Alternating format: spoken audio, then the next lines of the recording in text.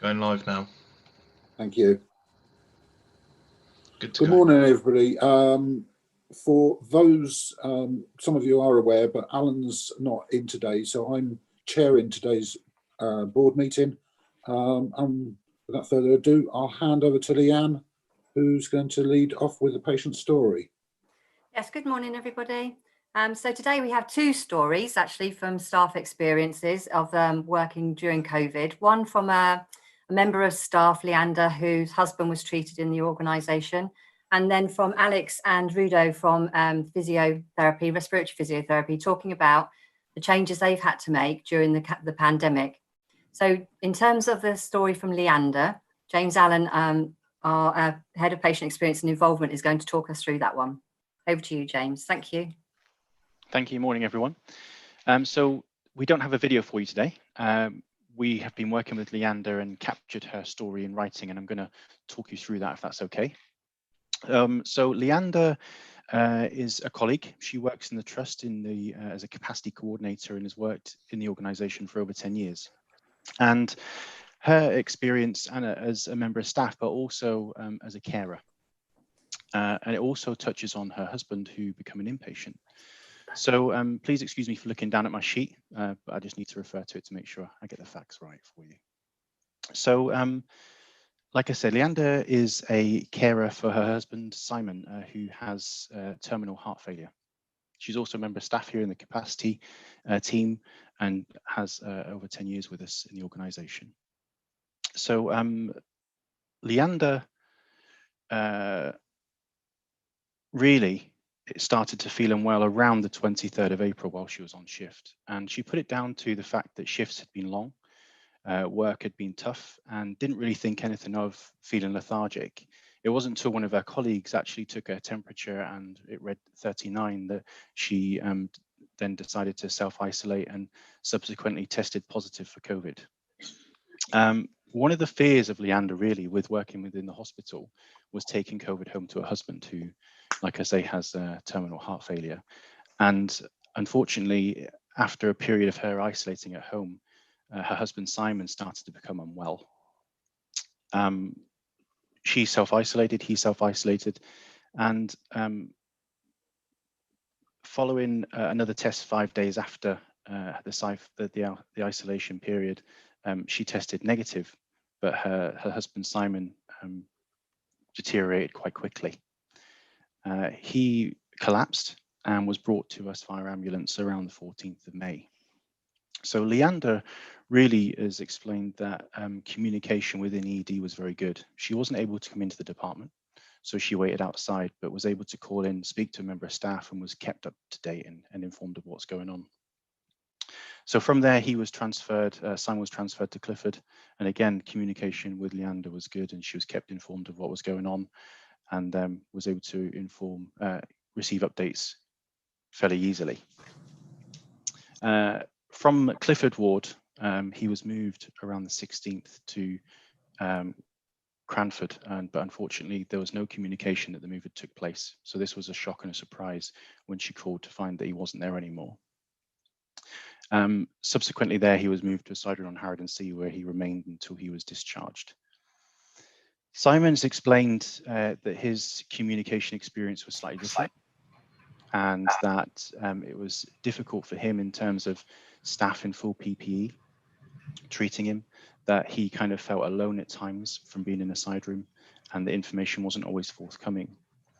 For someone who has been in hospital as a patient regularly, he said it was very difficult to go from kind of the norm when staff would come into the room and greet him and talk to him to then seeing somebody in a boiler suit, a face mask, eye protection. It was really quite intimidating and scary.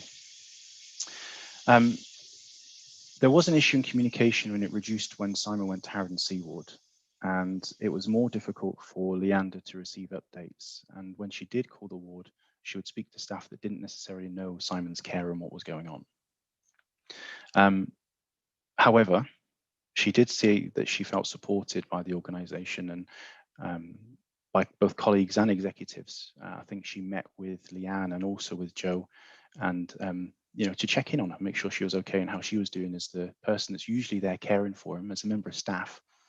to check how she was getting on and if she was okay. So she really appreciated the support that she had from colleagues on this call. So we know that communication is a theme that comes up regularly, and it comes up in different forms and different varieties and different ways.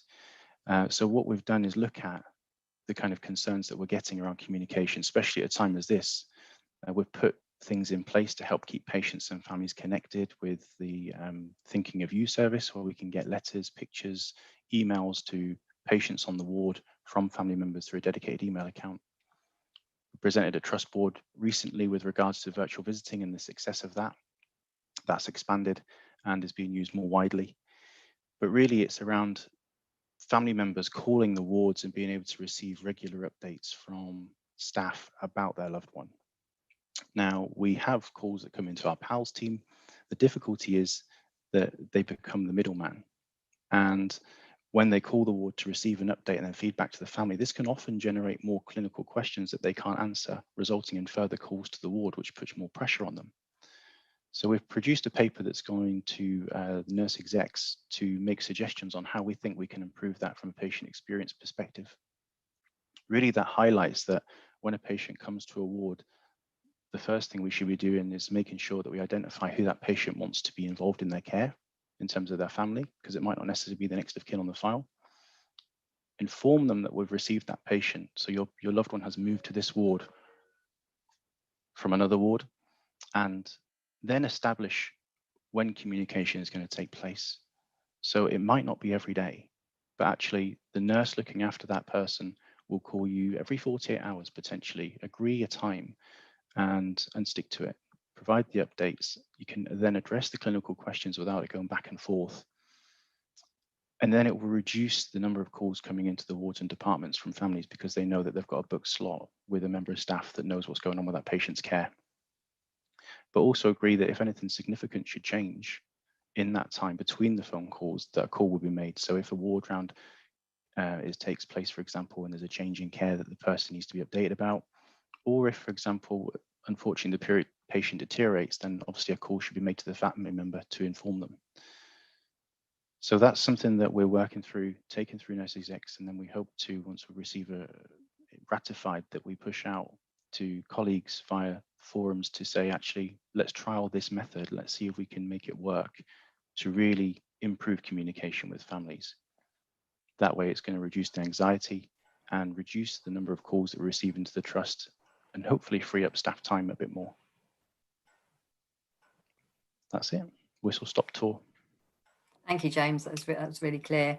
And I think one of the things that we've now encouraged with some of our non-clinical staff actually helping out on the wards is booking those virtual visits so the patients can actually contact their relatives themselves. So I think having that additional workforce around and support will make a huge difference.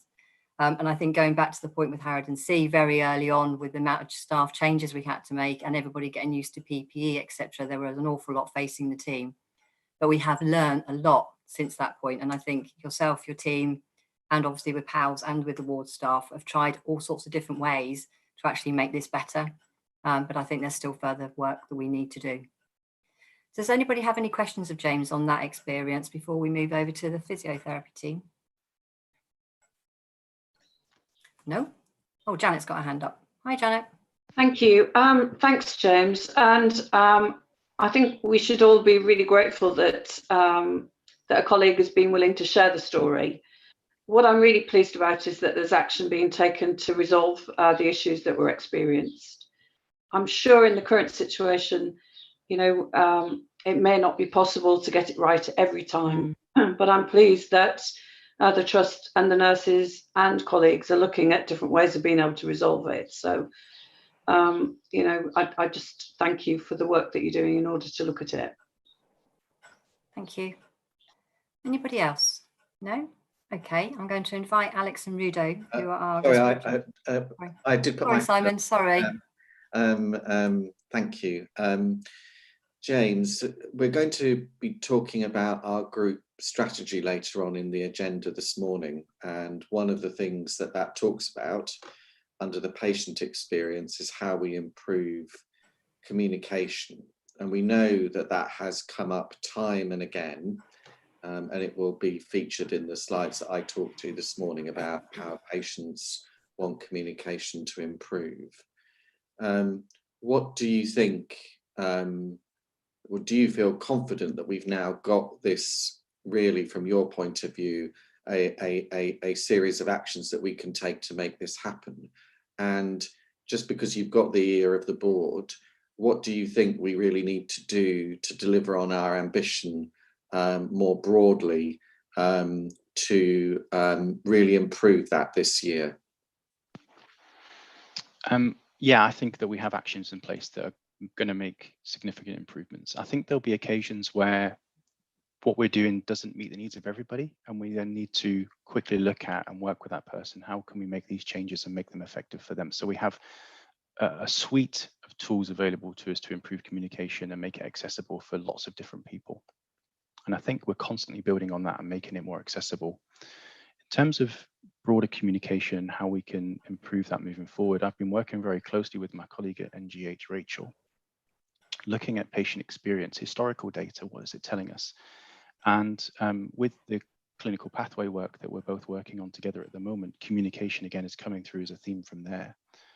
I think the only way that we're going to really combat communication moving forward is to make sure that we continually involve patients through various different forums and groups and look at actually what their experience of communication will be, because it's so incredibly broad. Communication could be that a telephone call was missed or wasn't delivered on time. It could be that a virtual consultation was 2 hours late. It could be, for example, that the information within a patient letter just isn't adequate enough, or is sent second class, so arrives too late. There's lots of different strands to communication, and that's something that we're working through at the moment together with patients collectively to try and pull together, and it's some of the work that will be undertaken with CF as well. Okay, thank you very much for that. So we'll move on to Rudo and Alex, and Mel, their lead, has joined them as well. And they're going to be sharing how the rapid transformation within therapies has been required, given the acuity of our patients and also the number and volume of patients, and what that's felt like to them working in that team. So over to Rudo and Alex. Good morning and welcome. Okay. Thank you, Leanne. Good morning, everyone. Can you hear me well? Okay, my name is Rudo Chimera, and I'm a clinical specialist respiratory physio, mainly based with the critical care team, but I'm also the team lead of the cardiorespiratory team. So like Leanne said, today I'm going to be describing and sharing with you the respiratory physiotherapy rapid transformation that we did and the service response to the COVID-19 pandemic. So this was required because we needed to meet the high acuity that we had in the hospital, the high demand, and of course complicated because of the complex clinical presentation of COVID-19. So just to give you a little bit of background on what led us to this transformation. So it started off in the mid of March, where we had our very first ever patient to be diagnosed with COVID-19 in the hospital. So when this patient was initially admitted on the critical care unit, he was obviously suffering from a breathing point of view with excessive secretions, increased wake of breathing. And it was deemed that the respiratory physiotherapy on call was required to come and help this patient, obviously with secretion clearance. So respiratory physio, as you are all aware, what we need for people to do will be for them to cough to clear their secretions, obviously, which is an aerosol generating procedure. So at the time, we were only getting information or data from China and from Italy. But for us as a trust, that was our very, very ever first patient within the trust. So obviously the condition was still very, very new to all of us. But what happened then after that first call out, the following day, it just snowballed. There was one patient after the other. And all that time, they were requiring emergent respiratory physios to come and see the patients. So the trust then, I think, as everything was happening, it resulted in the trust having to increase the number of beds. So we went from having one ITU where when in its full capacity, we only have 10 beds, we're now having to have 2 ICUs, where there's the red ICU with the COVID patients and another green ITU with the non-COVID patients. So immediately we had to meet, obviously, the challenge and the demand that was put upon us. So the very first thing that we did was to have 2 overnight on-call physios. Normally, we just have 1 overnight on-call physio, but because of the demand, we needed 2. And then at the weekend, normally it's sufficient just for us to have 2 people, so a first on and a second on a Saturday, a first on and a second on a Sunday. But because now we are having 2 ITUs, but we also have an increase in the number of respiratory patients on the wards as well. So the acuity in general was generally very high. So obviously it meant that we had to increase our on-call physios to 4 on each day. In total, we have about 28 physios that are qualified or participate on the on-call rota. So as you can imagine, it meant now they had to do more hours, they had to do more shifts to try and cover this new demand that was placed on us. However, to complicate things, because COVID-19 at the time, the clinical presentation, it was not really known what it would present and the implications for the patient, the implications for us. So us as the senior leadership, we had to obviously, first of all, give reassurance to our members of staff that we're now increasing their on-call. So we needed to upskill them in terms of the general respiratory training, but also as the data was emerging. Initially, it was very, very scarce. We were only relying on data coming from China at the time, but obviously it had to be COVID-specific respiratory physiotherapy that we're delivering. So we had to quickly try and come up with all the evidence, the clinical presentation, and then do specific training to all our staff, all within a very short space of time. And like I said, because AGP, it's an AGP respiratory physio, and we didn't have PPE was the main issue, if you remember at that time. So obviously we had to ensure that we source adequate PPE and we train our staff on the proper way of donning and doffing, because as they will be treating the patient, they were a very high risk group in catching the COVID from the patients as well as transmitting it to them. So obviously that had to be done quite quickly. And then also we had to come up with our physio-specific SOPs on AGPs, so our staff could be reassured, as well as making sure that it was in line with the national guidance that were being issued by the Public Health England.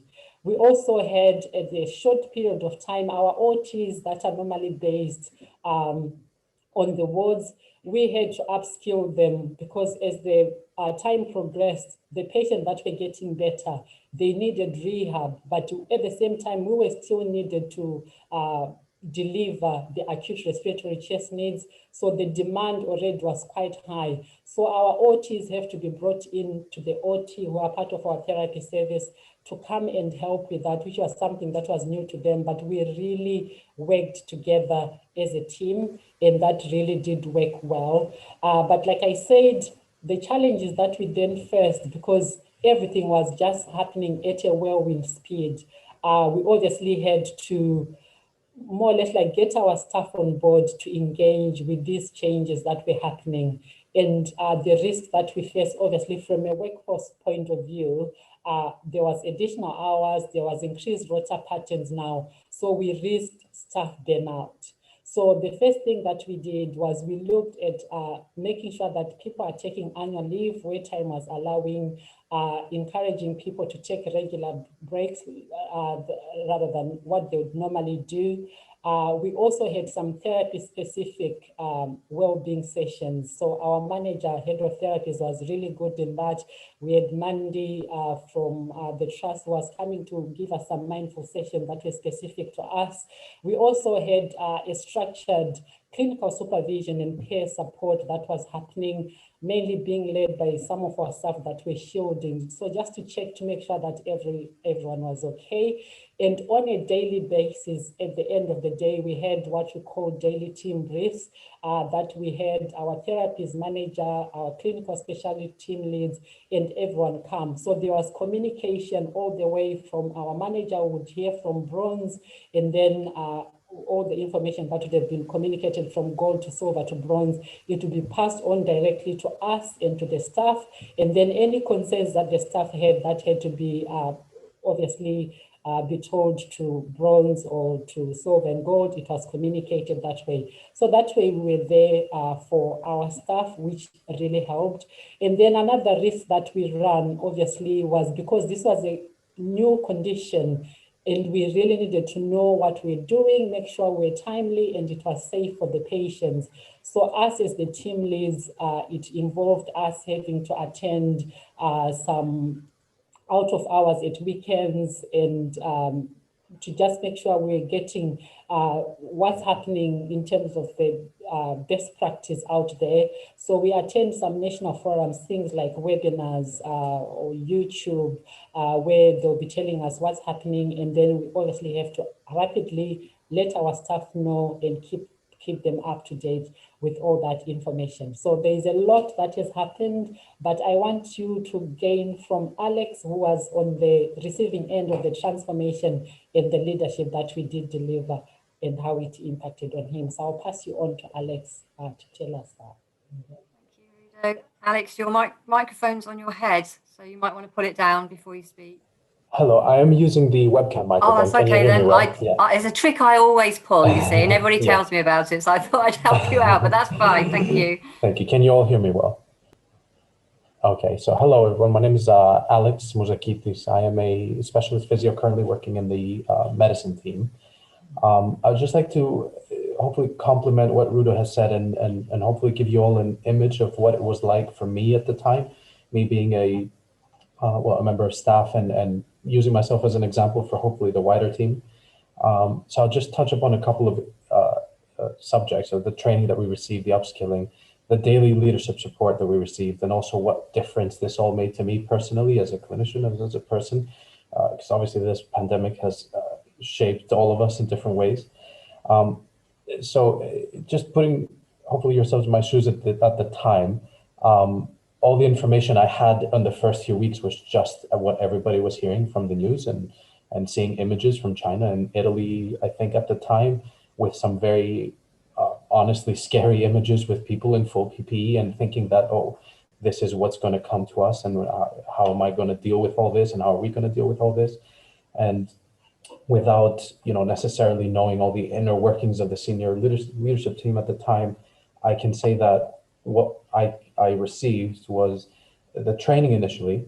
It was a very quick and rapid development of COVID-19 specific training that we received a few weeks prior to our first case, which actually helped me personally so much because I think as a clinician, use our clinical knowledge as a framework to build upon and to deliver the best care that we can. And good clinical knowledge also gives us the reassurance that we are able to deal with the situations that come to us. So having that initial COVID-19 specific training, seeing as and how it presents clinically different from other more common respiratory conditions, it gave me the reassurance that I can go ahead and start dealing with it. We also had very early, I would say, new induction or re-induction into ITU and the changes that were made at the time with new PPE guidance and all that. The PPE itself was, like we said, a big issue, and things that I necessarily didn't know to think about initially, that was communicated to me. So making sure that you take breaks, and that because the PPE has certain effects on you while you work, even little things like the masks and the skin condition, and things like that were very helpful for us to deal with day-to-day working. We were redeployed, or a lot of us were redeployed throughout the trust in different areas. So I personally moved on to Harridans, which at the time was a respiratory ward, but we also had some ITU step downs. So patients that left ITU because they were improving coming down to us, and not just COVID patients, but also patients that were just in ITU, and making sure that we continue the care that we normally do for all our patients, and having that quick upskilling and quick OT and physio support with those patients was very important to me at the time, so that I could do my work as best as I could in my new area. And there's another big change for our team specifically at the time, which was we moved offices. So from a smaller space to a much larger space. So there's many changes that happen all at once. And a whirlwind is a word that I can use of changes.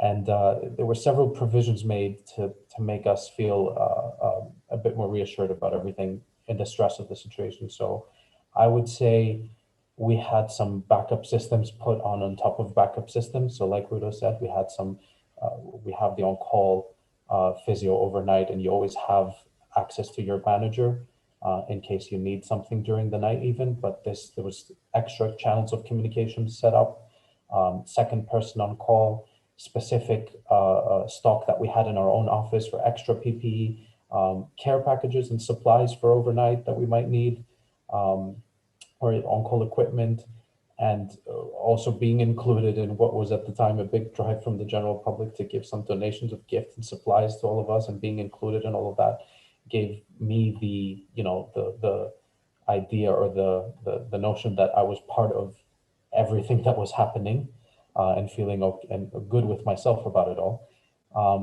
One of the big things that made a difference to me was we had daily end of the day briefs with our team, which included not just the senior leads, but also our manager, Melanie. And we would get all the information that was coming down to us in terms of new PPE guidance, or trust status, weekend on call, general guidance. And it also, I think for me, served as a space for general catch up as well, because everything at that point could very easily start to become about COVID.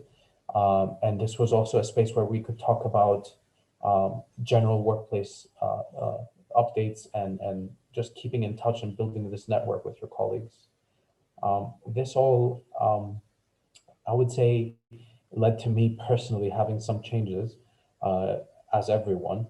Being a relatively new member of staff at the time of Band 5, I think it definitely gave me the confidence to pursue my changes in my career, going from Band 5 to Band 6, and affecting that into being able to mentor new members of staff coming in after that first peak. So having the confidence and thinking, I've been through this once, now it's the summer, we're leading up, you know, to the winter time and winter pressures, and obviously a second peak coming in. So I felt confident in helping new members of staff develop in anticipation of that, and also adapting my own practices and techniques. There's several techniques that were new to me, patients in ITU having to be proned, which is quite a challenging situation, and changing the practice in terms of respiratory physio. So I would say the demand changed massively. So whereas before a respiratory patient was more or less for me an event, an occurrence of, you know, once a day or once every few days, now became the norm. And that increased demand gave me so much experience. And now I think respiratory patients are more or less the majority of what we see. And it can be a quite challenging thing, considering how it, like we said, it's an AGP aerosol generating procedure, being at risk. But it has basically been a master class in respiratory physio for me, getting to this point. Obviously changes in personal life as well. So me being, coming from abroad a couple of years ago, coming from Greece, being able to come to visit my family, and not being able to visit my family at this time, obviously a big change. But I think in the grand scheme of things, it's a difficult time for everyone, and learning how to be around the workplace and having the support from leadership really make a difference, essentially building a family for me in the NHS. I hope I gave you a little quick overview. We do have a slide, a single slide I'd like to share, and Rudo can have a quick look on that for you, if that's okay, and just about the impact that physio had on ICU and on our patients. So I'm just going to share my screen, and hopefully this works for everyone. Thank you, it does. We can see that. Okay. Over to Rudo. Okay, so just to summarize. Rudo, you've just gone back onto mute. And can I just ask you just to take a couple of minutes, please, just in terms of time?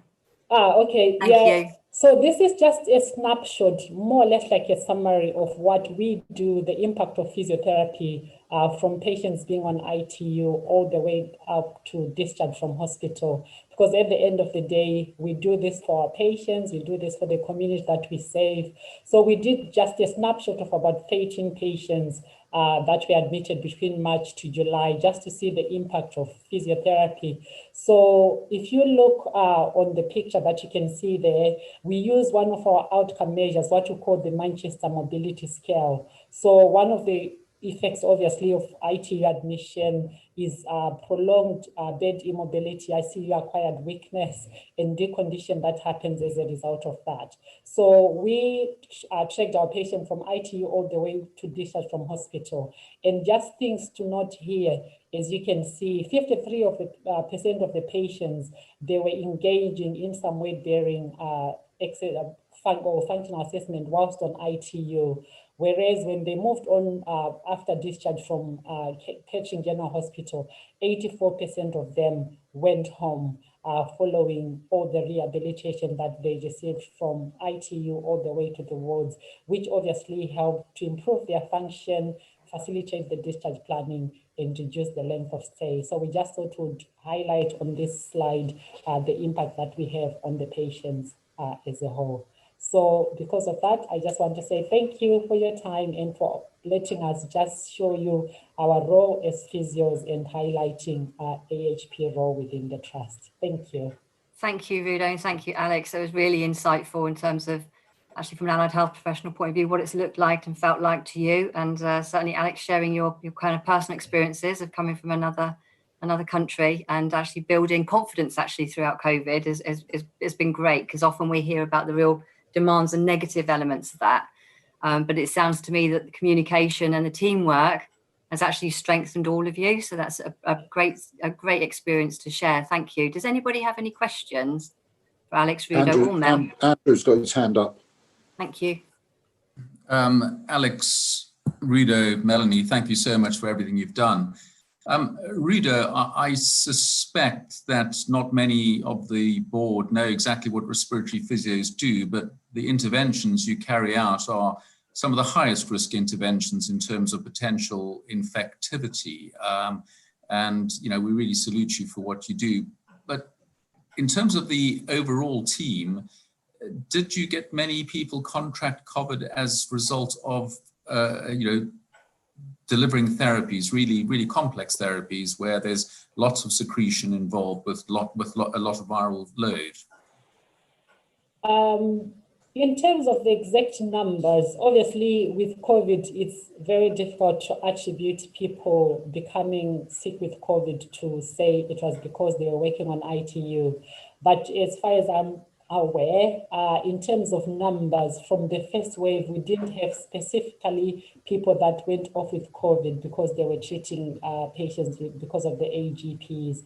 But in the second wave, we've had a few.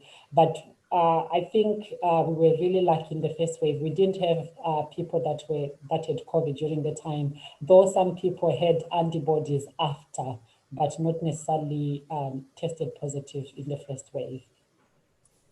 Very impressive. Thank you. Very impressive. Yeah, thank you. Has anybody else got a hand up? Oh, Lise. Yeah, just to say, really interesting, and thank you for your work as a mum of a physio. I relate to many of the things that you've talked about. My question is about long COVID. Yes.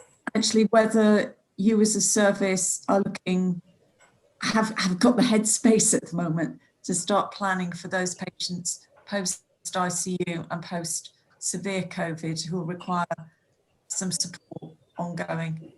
Yes, so as part of our respiratory service, we also cover as a cardiorespiratory team, our respiratory outreach team.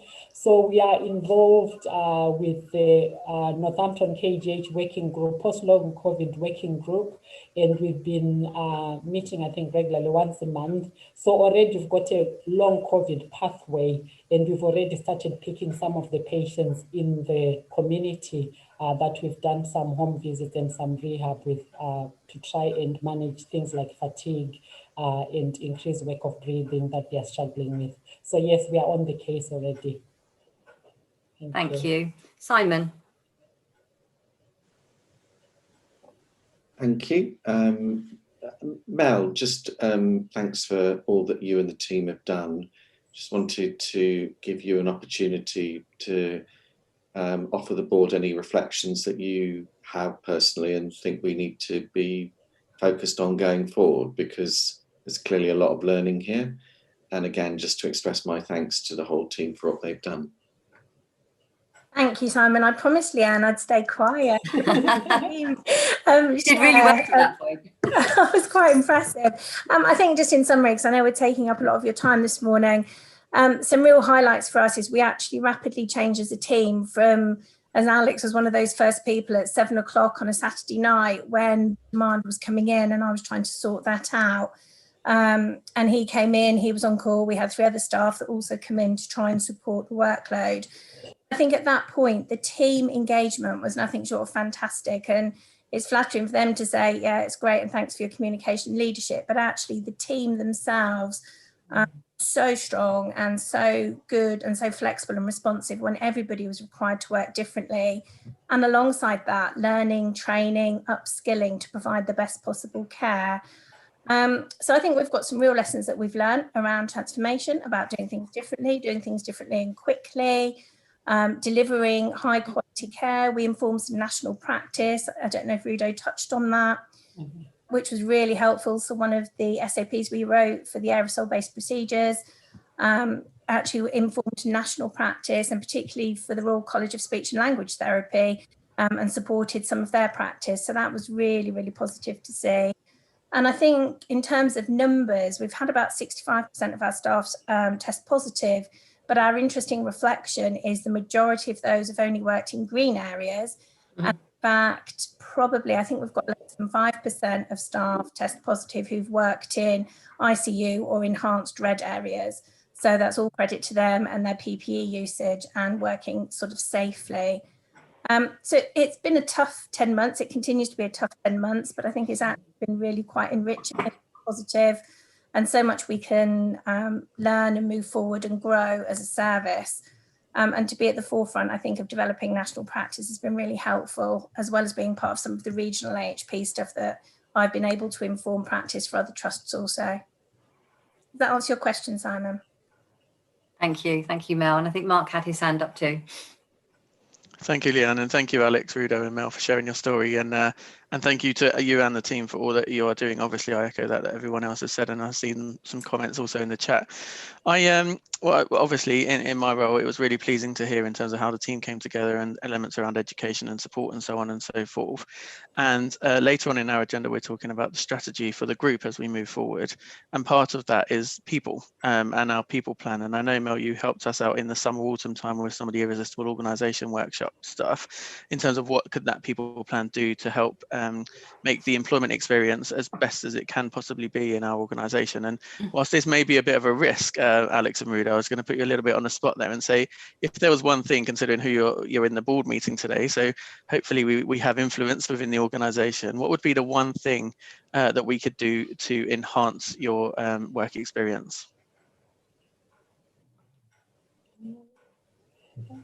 That's a good question. I think for me, I can't really fault anything at the minute. With the support and everything that we are receiving, the communication has been fantastic. So I think just the continued support and communication. That's all I can say. Alex. I'm aware of the opportunity to say, honestly, I can't, like Ruda said, I can't think of anything very much specific, but what I would just say is that just continuing to have the level of communication, and also the in anticipation of obviously staff well-being and staff potential risk of infection, having that adequate level of staffing, because as you have colleagues around you, you have the capacity to do what you need to do, which it has, I think, been the case even when we had some challenging days or times. I think it mostly have been very much well covered, but I'd just like to reiterate how important it is to have the people that you need around you and to be able to communicate with them. Thank you. Thank you both. Thank you very much. Thank you. I don't think there are any other questions. I don't think I've missed anybody. No, thank you. Thank you very much, Mel, Rudo and Alex, for joining us this morning, and for James in terms of sharing Leander's session as well, experience. So thank you all very much for coming and for everything that you're doing. Thanks. Bye-bye. Right. We're back onto the main agenda, and say my thanks to everybody that participated in the last session. And if James is still on the call, I don't know if he's disappeared, please pass on our thanks to Leander and Simon as well for their sharing. I'll make sure they do that. Thank you. The main meeting. So we'll start the main meeting. Welcome everybody. Welcome those who are listening outside and also those in the meeting today. We have both apologies and some welcomes. On apologies, Alan's clearly not here, as I'm chairing the meeting. He's not 100%. I have apologies down here for Mark, but that's in anticipation that Mark has to disappear quickly. So you're welcome to be here, Mark, but we understand if you have to suddenly disappear. And Paula, you're very welcome as well. Thank you. We have also on the call Debbie Needham, who on the 15th of March will be starting as the hospital, Kettering General Hospital Chief Exec. And also Ian Roddis, you're welcome as well. Thank you for being here. And I think I saw Faye Gordon's here as well. You're also welcome. In terms of moving forward, any declarations of interest? No declarations of interest. We're moving on to the agenda. Minutes of the last meeting. Minutes of the meeting of 30th of November. Anybody got any adjustments to the minutes of the meeting of 30th of November? Any alterations? No.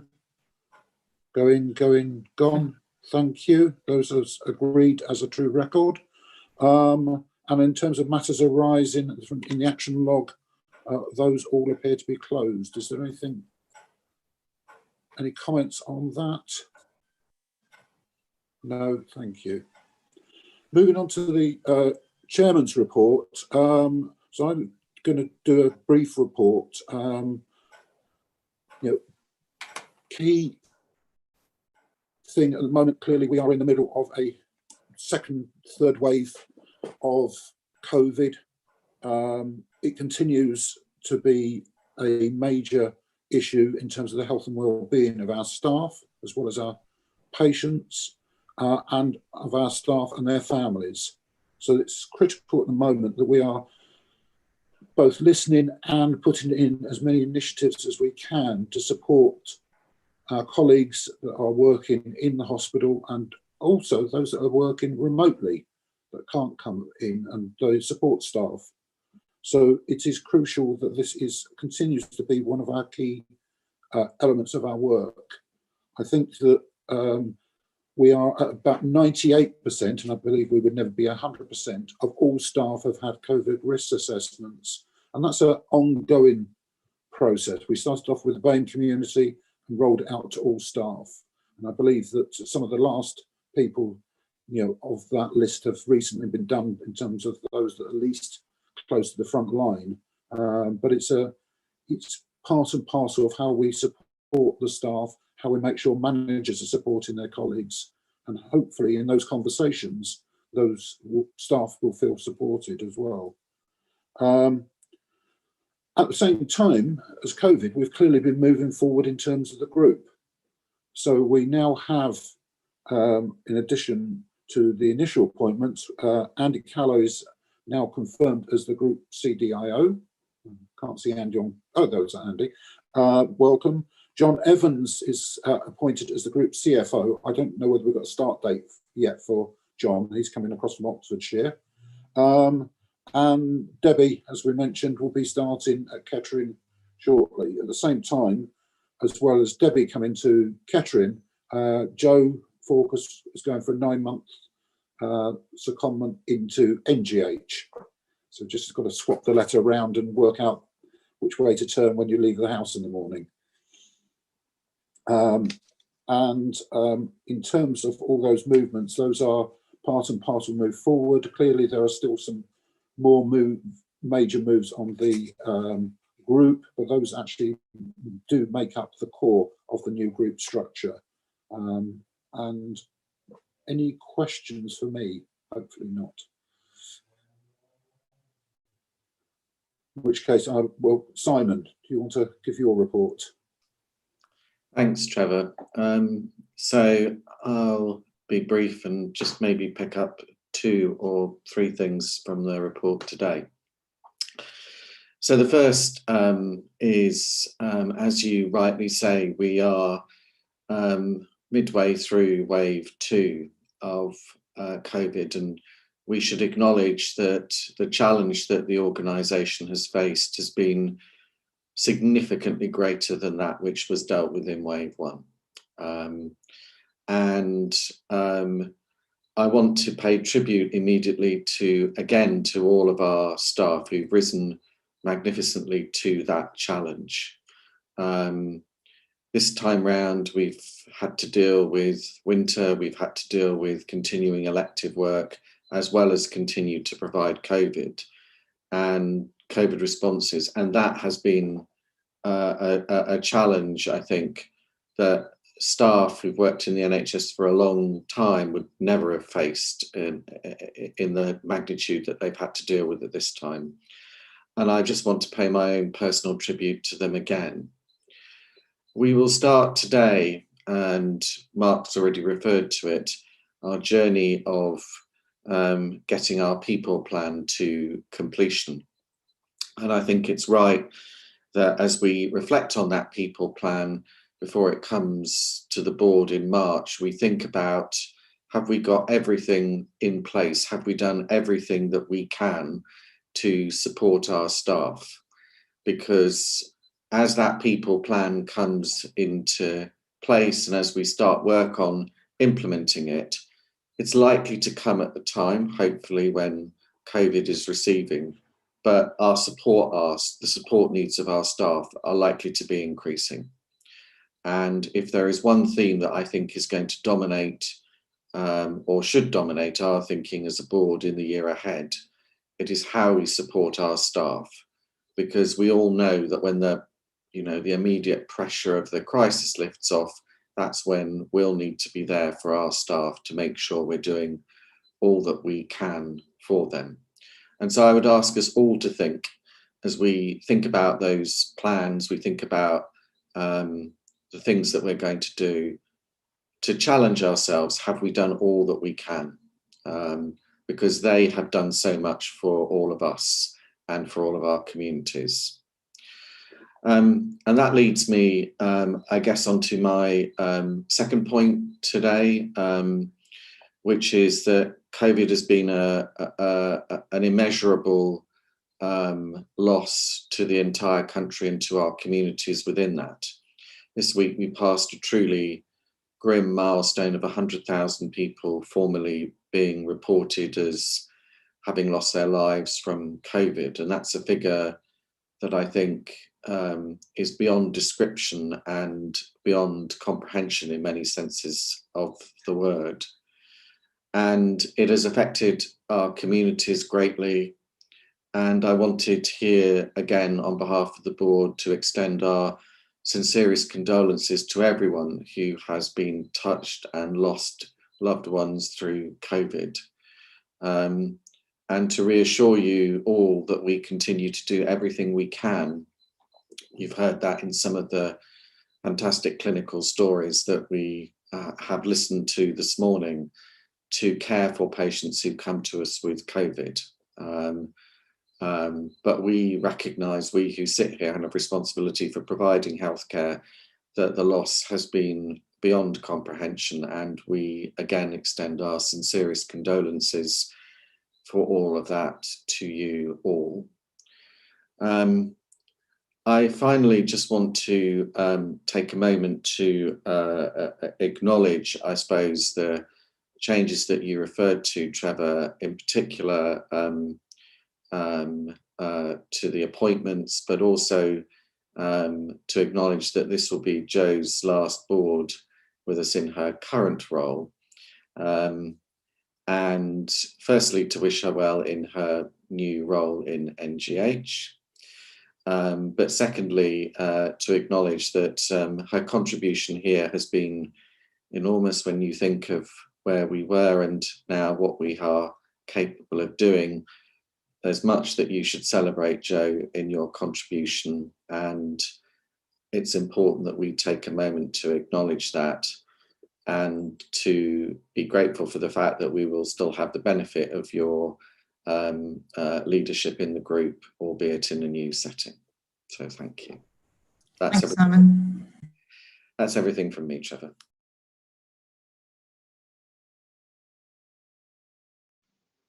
Any questions for Simon?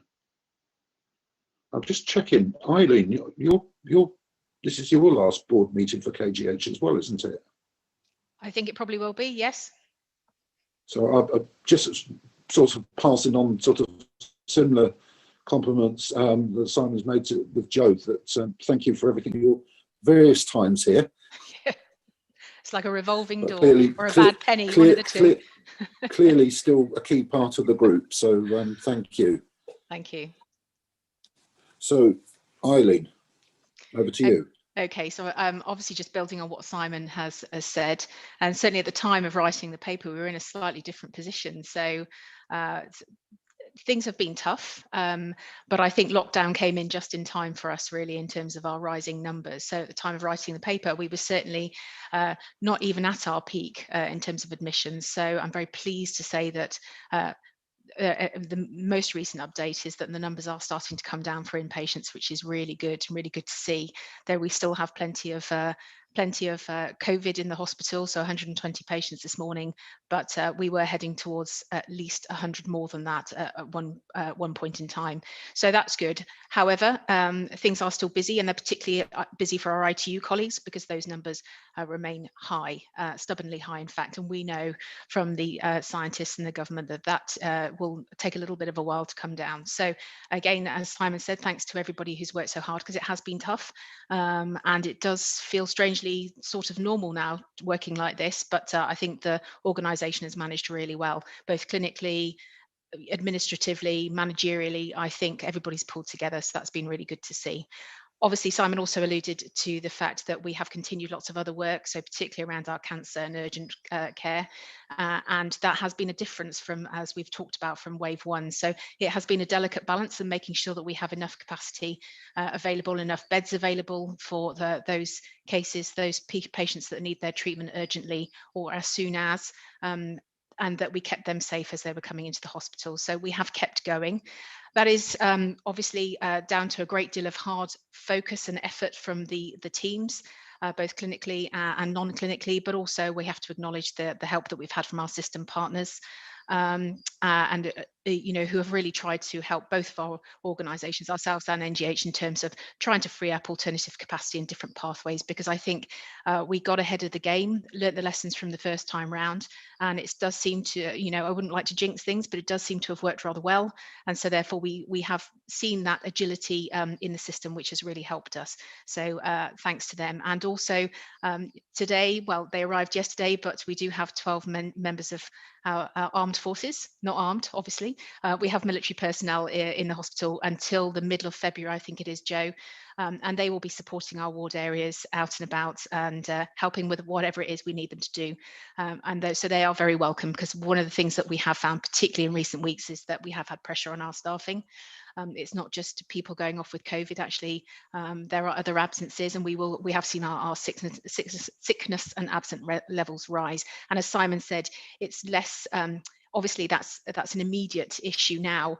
But when this is all over, and let's hope it's sooner rather than later, we really will start to see, I think, the enormity of what's happened in the last year, particularly for some of our frontline staff, really start to hit them. So we do have to take care of them. And I know Mark and the whole team, in fact, are making sure that we are looking out for our staff, making sure that there is enough support, that we're publicising that support, that we can get fast access to talking therapies, for example, the We Care Cafe, free meals, parking, all of those little things, which actually we hope will, although they're small gestures, we hope will just make sure that the organisation knows that we're looking after them and that we want to look after them, and that we're keeping our eye out for colleagues who perhaps have got other things going on in their life. It's not just about coming into COVID. We have colleagues who have families, who have lost businesses, who have lost jobs, who are trying to homeschool. I don't homeschool, but I'm very pleased that I don't have to do that one. But everything is an addition to what everybody had to do a year ago, and so it's tough for all sorts of reasons, and we need to acknowledge and make sure we support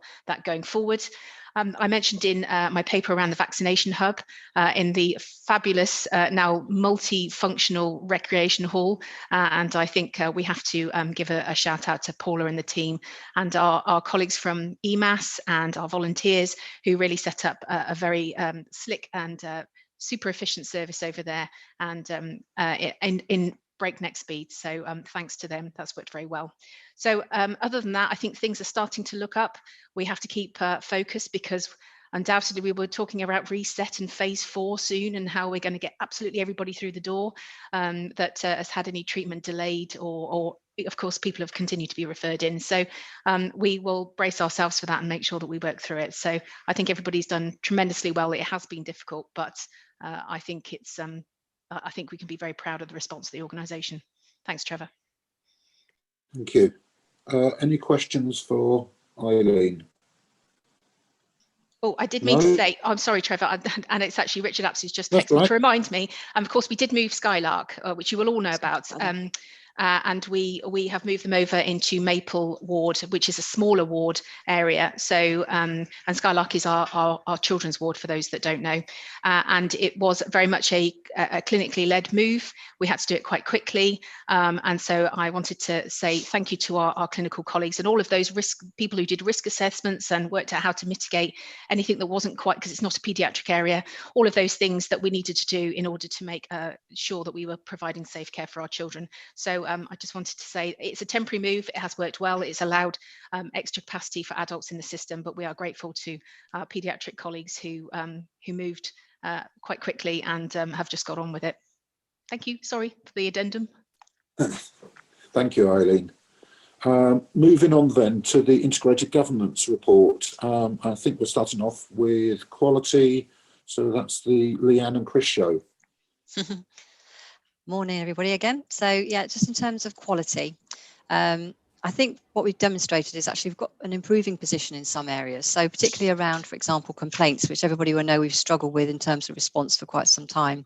We're actually 33% that are overdue now, and historically we've been around about 60 to 70. So that's been really supported by staff that are shielding, that have been able to undertake that review, and also by the support of James's team in terms of drafting and writing some of those responses. So I think that's a real positive move forward.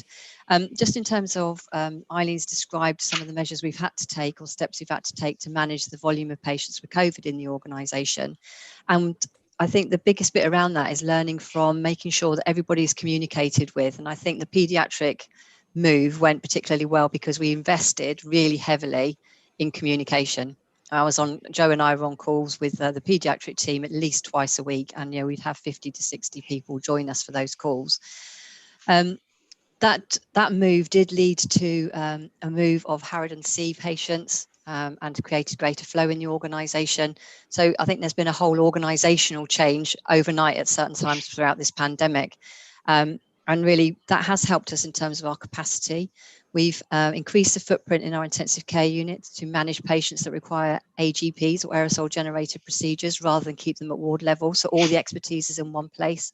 So there's been lots and lots of things that have been going on, and it's testament to the team that they've been able to make those changes at short notice. With regards to COVID, obviously the patient flow throughout the organisation has been a logistical challenge in making sure that patients stay as blue, red, amber, green, etc. And we've worked really closely with PHE and NHSI with all the steps along the way. Every meeting that Manjula and I have in terms of outbreak meetings, which is generally at least once a week, we are assured that we are not an outlier in terms of nosocomial infection rates or staff or patient outbreaks. It often feels as though we are, but we're certainly, when we're benchmarked against others, we certainly aren't in that position. So I think everybody's worked incredibly well, and particularly Faye and Kate Hepton from the site management team in unblocking trapped beds and keeping flow going has meant that we've not really had an increase in black breaches. If we look back a year or so, our black breaches in terms of ambulance handover delays were significant. We haven't had that in this situation. So there's lots of real positive stuff to come out of this. What I would say, though, in terms of a downside is, and Eileen's touched on this, staffing. And I think that our staffing has started to have an impact on things like falls in the organisation. So we do know that our falls with harm have gone up. I think that's due to the fact that there are many staff that are redeployed from other areas who aren't used to looking after such patients. And in terms of observation, we had 420 staff short last week. From a nurse shift fill, we're down to 68% at some times. And we've done absolutely everything we can on a minute-by-minute basis to move staff across the organisation, redeploy from clinics, outpatients, etc., utilise non-clinical staff, and they've been an absolute godsend in making sure patients get drinks and are observed, and perhaps again played with them so they're not wandering and the risk of falling is reduced. But I think this will have, and Eileen's talked about long-lasting kind of impact on staff. I think potentially some of our quality measures might take a little while to recover as well, and we have to be prepared that sometimes staff can hold quality for a while, but actually if they're stressed and for a long period of time, and they're short-staffed for a long period of time, that will drop. I'm hoping it won't, but I think that's a cautious kind of warning, really. So in terms of additional things we've done around staffing, of course, we've got all our international return to practice nurses, which we've been hugely successful with our own local programme for that. There's 33 currently sitting all their exams who will be out in practice by the end of this month. Eileen's talked about the 12 military staff that we've got in the organisation. We're also employing our third-year student nurses as assistant practitioners in the organisation and supporting them in that pre-registration. And we talked about redeployment, and that's redeployment from all sorts of parts of the organisation. So we're really doing our best to try and maintain quality for patients, but I do fear there will be some challenges to that. And we talked about that at Quality and Safety Committee at length. Thank you. I think that's all I wanted to say from the IGR, unless Andrew has anything else to add from a COVID point of view. No, Leanne, I think you've covered everything off. The only thing I would say from a COVID point of view is that our deaths are now up at 423, and that is from the start of March. We normally have about 1,000 deaths in the organisation per year. So in the 11-month period, we've almost had COVID accounting for nearly 50% of our deaths now. Thank you, Andrew. And I think that leads me to another point, really, in terms of morale of the staff and the challenges that we face.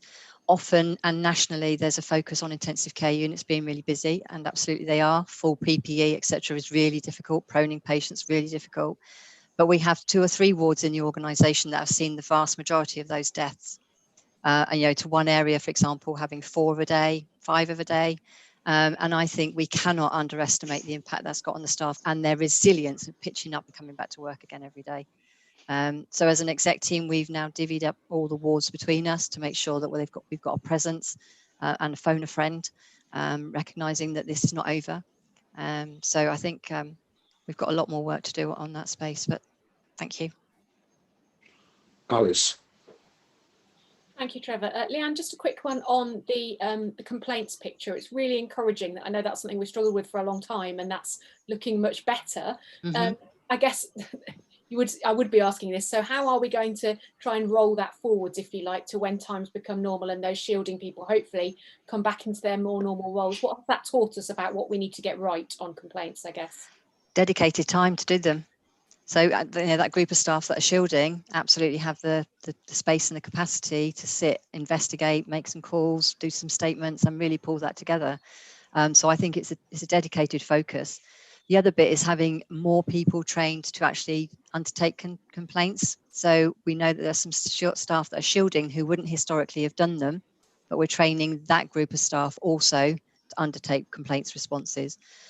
But not really, we shouldn't really detract from the clinicians that need to be involved with that as well. And I think there's a balance to be struck in terms of, I suppose, delegating it to an individual who perhaps doesn't have the contact with actually what the complaint is about. So I think there's some things we've learned we can take forward, but ultimately it's dedicated time and space and attention to them. Thank you. Chris. Thanks, Trevor. Couple of things. First of all, we had 2 meetings of the Quality and Safety Committee on the 21st of December and on the 19th of January. In addition to everything that's been said already by Leanne, whose report covers most things, I just want to mention 2 or 3 things. The first is the Ockenden report came in December concerning maternity services, and we've spent quite a considerable time ensuring that there was a full discussion of its recommendations, and we are assured that we are, I would put 98% compliant with those recommendations. The second thing I would mention is we certainly had a discussion about staffing, and as I think as a committee we are assured of the performance of our staff and particularly their adaptability and flexibility, but the sickness absence is a significant concern. When I say staff, I include everybody right from the front door right through to discharge and to including the mortuary staff who have had a considerable burden this year. I think in addition, I would mention that we have had discussions concerning infection control, and I am assured, particularly in reference to our situation compared with peers, and also mortality review. I think we're in an exceptionally good position of reviewing the deaths over the last 10 months. We spent time discussing the children's move from Skylark to Maple, and of course we've covered the falls issue, but Leanne has already mentioned that. And I will answer any questions if anybody's got any further issues they want to raise. Any questions for Chris or Andrew? It's just a point I wish to raise. We measure our 12-month rolling mortality, that's the HSMR, and Kettering has the lowest HSMR in the East Midlands. I thought the board might be interested in hearing that. That's both HSMR and SMR. Thank you, Andrew. I think that's very helpful. Particularly, if my memory serves me correctly, going back a couple of years ago, that wasn't the case. Correct. It has oscillated, and we have previously, some years back, been in that position, and we're now back where we were. So that's really very encouraging. Good. And good. Really, I think, reflects on the amount of work that's been put into to get underneath the skin of this. Right, thank you. Janet. Yes, I'd just like to ask Leanne if she's got anything to say about the work she's been doing with the local college. Oh, with Tresham, yeah, sorry. So it wasn't actually in the chat box, and I don't know how I forgot that on my long list of all the help that was been provided to us.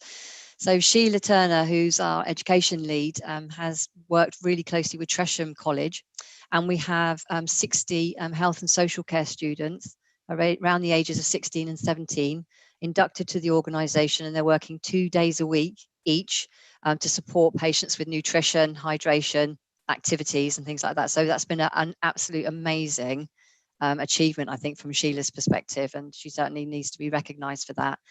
We just now need to make sure that those students are really supported in practice, because you can imagine the 16, 17-year-olds out in our clinical areas, particularly as they are at the moment, with the issues that we've been facing, that we just really need to make sure we got to wrap our arms around them. We don't put them off for for life, and we make sure that they continue with their career pathway. But thank you, Janet. Yes, thank you.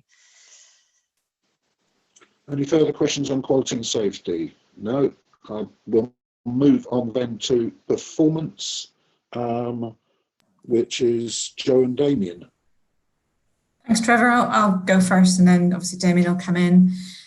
Just a couple of points to note, please. RTT, we continue to improve in December, and again declared no 52-week waits. And I just want to thank the surgical and medical teams for the hard work there, because the second wave was beginning to hit in December, and they did manage to coordinate the activity to go ahead. However, as I reported at the Quality Committee and at PFNR last week, that will not be the case for January. I don't expect RTT to improve, and we will be reporting some 52-week breaches, unfortunately.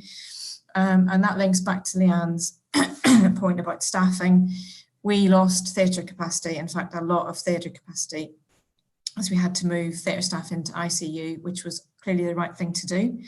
And the remaining theatre capacity that we have has been prioritised for our cancer patients, which again is the right thing to do. But I do want you all to know that the surgical team are devastated at the fact that we will be reporting some 52-week breaches, because they were priding themselves on being, really good at what we've been doing. So we will know more on that next month, clearly. Cancer, we didn't hit the cancer 62-day standard position in November. Several reasons behind this, which I need you to understand. One is complex patient pathways, but the second, the next two reasons are a bit of a concern. We are seeing delays now at tertiary centres, and that is clearly going to continue because there are huge backlogs of diagnostic and patients to be treated across the East Midlands. And we talked about it on the system call and the regional call the other day with NHSI. And patient choice and patients not even turning up for procedures is a real concern for us, and was a significant problem in November and December. Our cancer team are brilliant, and they are rigorously and robustly following every patient. So even if a patient DNAs or changes their appointment, they're getting several phone calls to rebook and come back in. I'm not worried about that, but obviously patient behaviour and nervousness coming into trust is still ongoing. And then the final thing is diagnostics. We haven't hit the standard for diagnostics. We forecast to hit that in March. They are hitting their recovery trajectories. We now have extra capacity in MRI, and we are booking now under 6 weeks in ultrasound and CT, which is really, really fantastic news. So again, I just want to thank the team for the really hard work in diagnostics. Thank you, Trevor. Thank you, Jo. Any questions for Jo before we move on to Damien? Just a couple of things to add to that, if I may, please, Trevor, from a chair's point of view. So I think Jo's covered all of the points really well. I think there's two things I'd probably add to that from an assurance point of view. So we met on the 18th of December, we met on the 22nd of January as a committee. And I think in both of those committees, we were very well assured that the operational performance has held up remarkably well in light of the challenge that the team have faced from a surge in patients from COVID, but also the ordinary winter pressures that the hospital would face. So I think Jo is entirely right to signal, a potential downtick in performance against some of those key metrics. But we shouldn't lose sight of the fact that these teams have been working in incredibly difficult conditions and in an incredibly constrained way. And, I continue to be hugely impressed by the performance of the hospital in light of those things. And I think other committee members and the governors would also subscribe to that view. The other thing I would say is that, and I heard it coming across loud and clear in the Quality Committee update, there was a lot of talk around the impact on staff, not just in terms of sickness and absence, but also in terms of the mental pressures that people are facing. And so, one of the things I think we need to consider as a board, and I know that you're already considering it as an executive, is really how do we best help people working in those, you know, incredibly difficult conditions? How do we think about the mental side of their health as much as protecting the physical side of their health? And I would be surprised if that wasn't a common theme running throughout all of the committees that have met over December and January. So they're the two things I'd like to add to what Joe said. Thank you, Damien. Any questions for Damien or Joe? Not seeing any hands up. Joe, in terms of the patient... Trevor, I stuck my hand up if I might. Oh, sorry. Sorry, Simon. No, it's hard to see, don't worry. It's that white background's the problem. First thing I just wanted to say, we rightly pay tribute to our clinical teams. But I wanted to just give a bit of a shout out to the waiting list teams who have been indefatigable in this period in terms of keeping as much as we can do ongoing. They're the kind of quiet heroes behind the doors in the small offices who, you know, keep hospitals running. And it's just right that we give them a bit of acknowledgement here, I think, or quite a lot of acknowledgement for all that they do. The other thing I wanted to say, and it's just really reflective of a comment Lise put in the chat, but we're going to have quite a difficult and quite a delicate balance to strike when we come round recovery and restoration in March, because on the one hand, there will be a natural imperative coming towards us about how quickly can we start all that we were doing before. But on the other, there is going to be a real need for us to hold the line about what is possible, given all that people have been through. I'm not really expecting us to get into that, but I wanted to acknowledge the comment, Lisa, and just say I think that's absolutely right.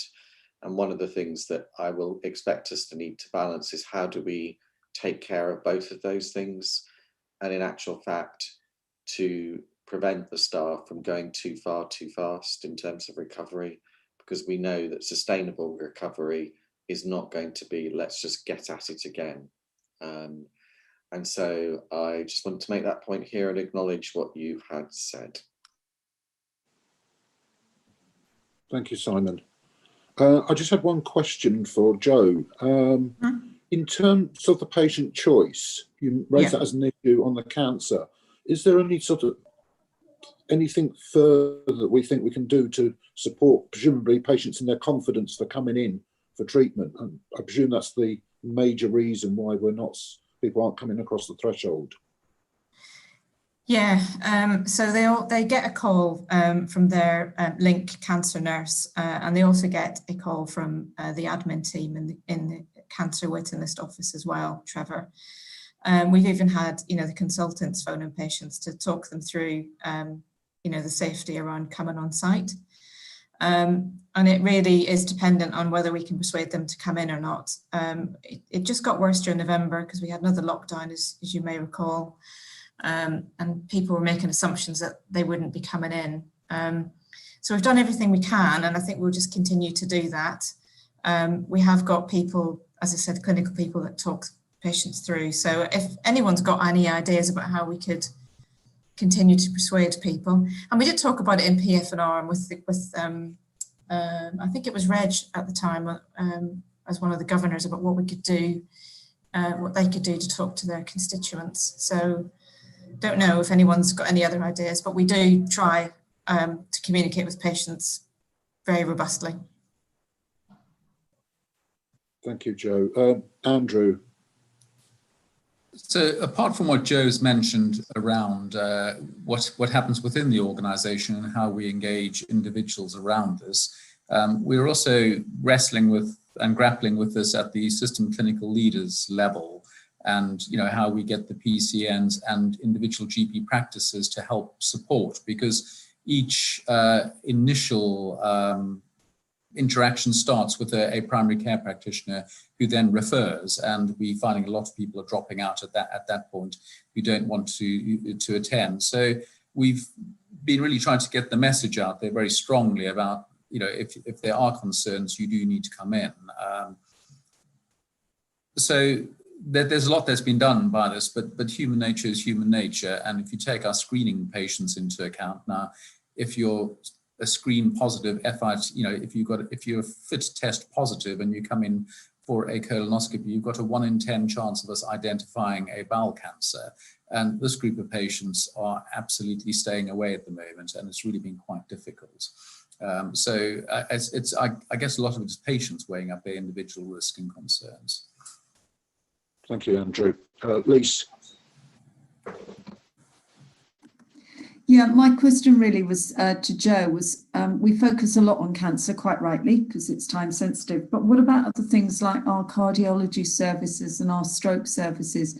Are we seeing any delay in either people presenting or actually our ability to respond in what we would consider the optimum time?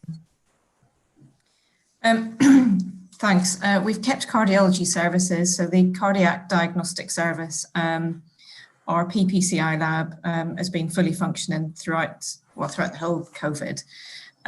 But no, we're not, well, obviously there was during the first wave of COVID, there was concern that people weren't presenting, but certainly we are busier than ever in cardiology. And we haven't cancelled any stuff in this current wave. We've prioritised all the cardiac work to keep going. Thanks, Joe. It's really good. Trevor, I can't really speak to stroke because it's not one of our pathways. Andrew, is that an old hand? No, it's a new hand, that. Oh, Andrew. I can't really speak to stroke, Elise, because it's not on the pathway to come to KGH. But as Joe's already alluded to, we saw people staying away in the first peak. However, cardiology has been very, very busy, and the thromboembolic effect of COVID, it appears to be thrombogenic, has resulted in us seeing a lot higher numbers of people coming with cardiac. So the lab has been busier than ever at the moment in terms of the very acute side of it, and lots of the rest of the service has kept going during this period. Thank you, Andrew. If we could now move on to, this time it's Anil and Damien, finance. I don't think there's very much, is there? Is Anil on? Trevor, yeah, I am. Hi, Damien. Okay. Yeah. I'm there. Just a few key highlights. Morning, everyone, by the way. Just to say, in terms of the position in the IGR pack, that's prior to any national funding position. We know we've got very different financial arrangements this year. So if you take the financial arrangements, national support we've had, the position in terms of the month is a £0.6 million deficit. That's mainly down to two key things: an annual leave accrual taking account of staff not being able to take as much annual leave as they could given the pressures we've had this year. So we're accounting for that. And some additional system support we've had to support our financial position in terms of where we land at the end of this year. So overall, we've got an in-month position of £0.6 million deficit against a plan of 0.4. The 200,000 difference is mainly due to additional pay costs. In terms of year-to-date position, we're broadly breaking even with 100k surplus. That's expected. We were expected to be around that position as we go through the year. And in terms of our year-end position, our original plan for the second half of this year was about a £2.3 million deficit. That was the plan we initially submitted. Working with our system colleagues and looking at our internal position as we go through this year, second half, we're actually now forecasting a break-even position, mainly due to lower costs than planned, but also additional system support that's come in from working with our healthcare partners. We're now fortunate in terms of the system to be all the organisations in the system are now forecasting a break-even position, which we reported back to our regulators. We will, however, continue to monitor the winter, the COVID and operational pressures we have, and how that might affect our ability to hit that break-even position for year end. The other key point I really wanted to mention was capital. So again, we've got a £12.6 million trust plan in terms of our internal plans of capital. We've been forecasting that quite regularly through the year, given the pressures we've had. We expect to deliver that £12.6 million spend on capital, and that includes managing the COVID costs we've had this year.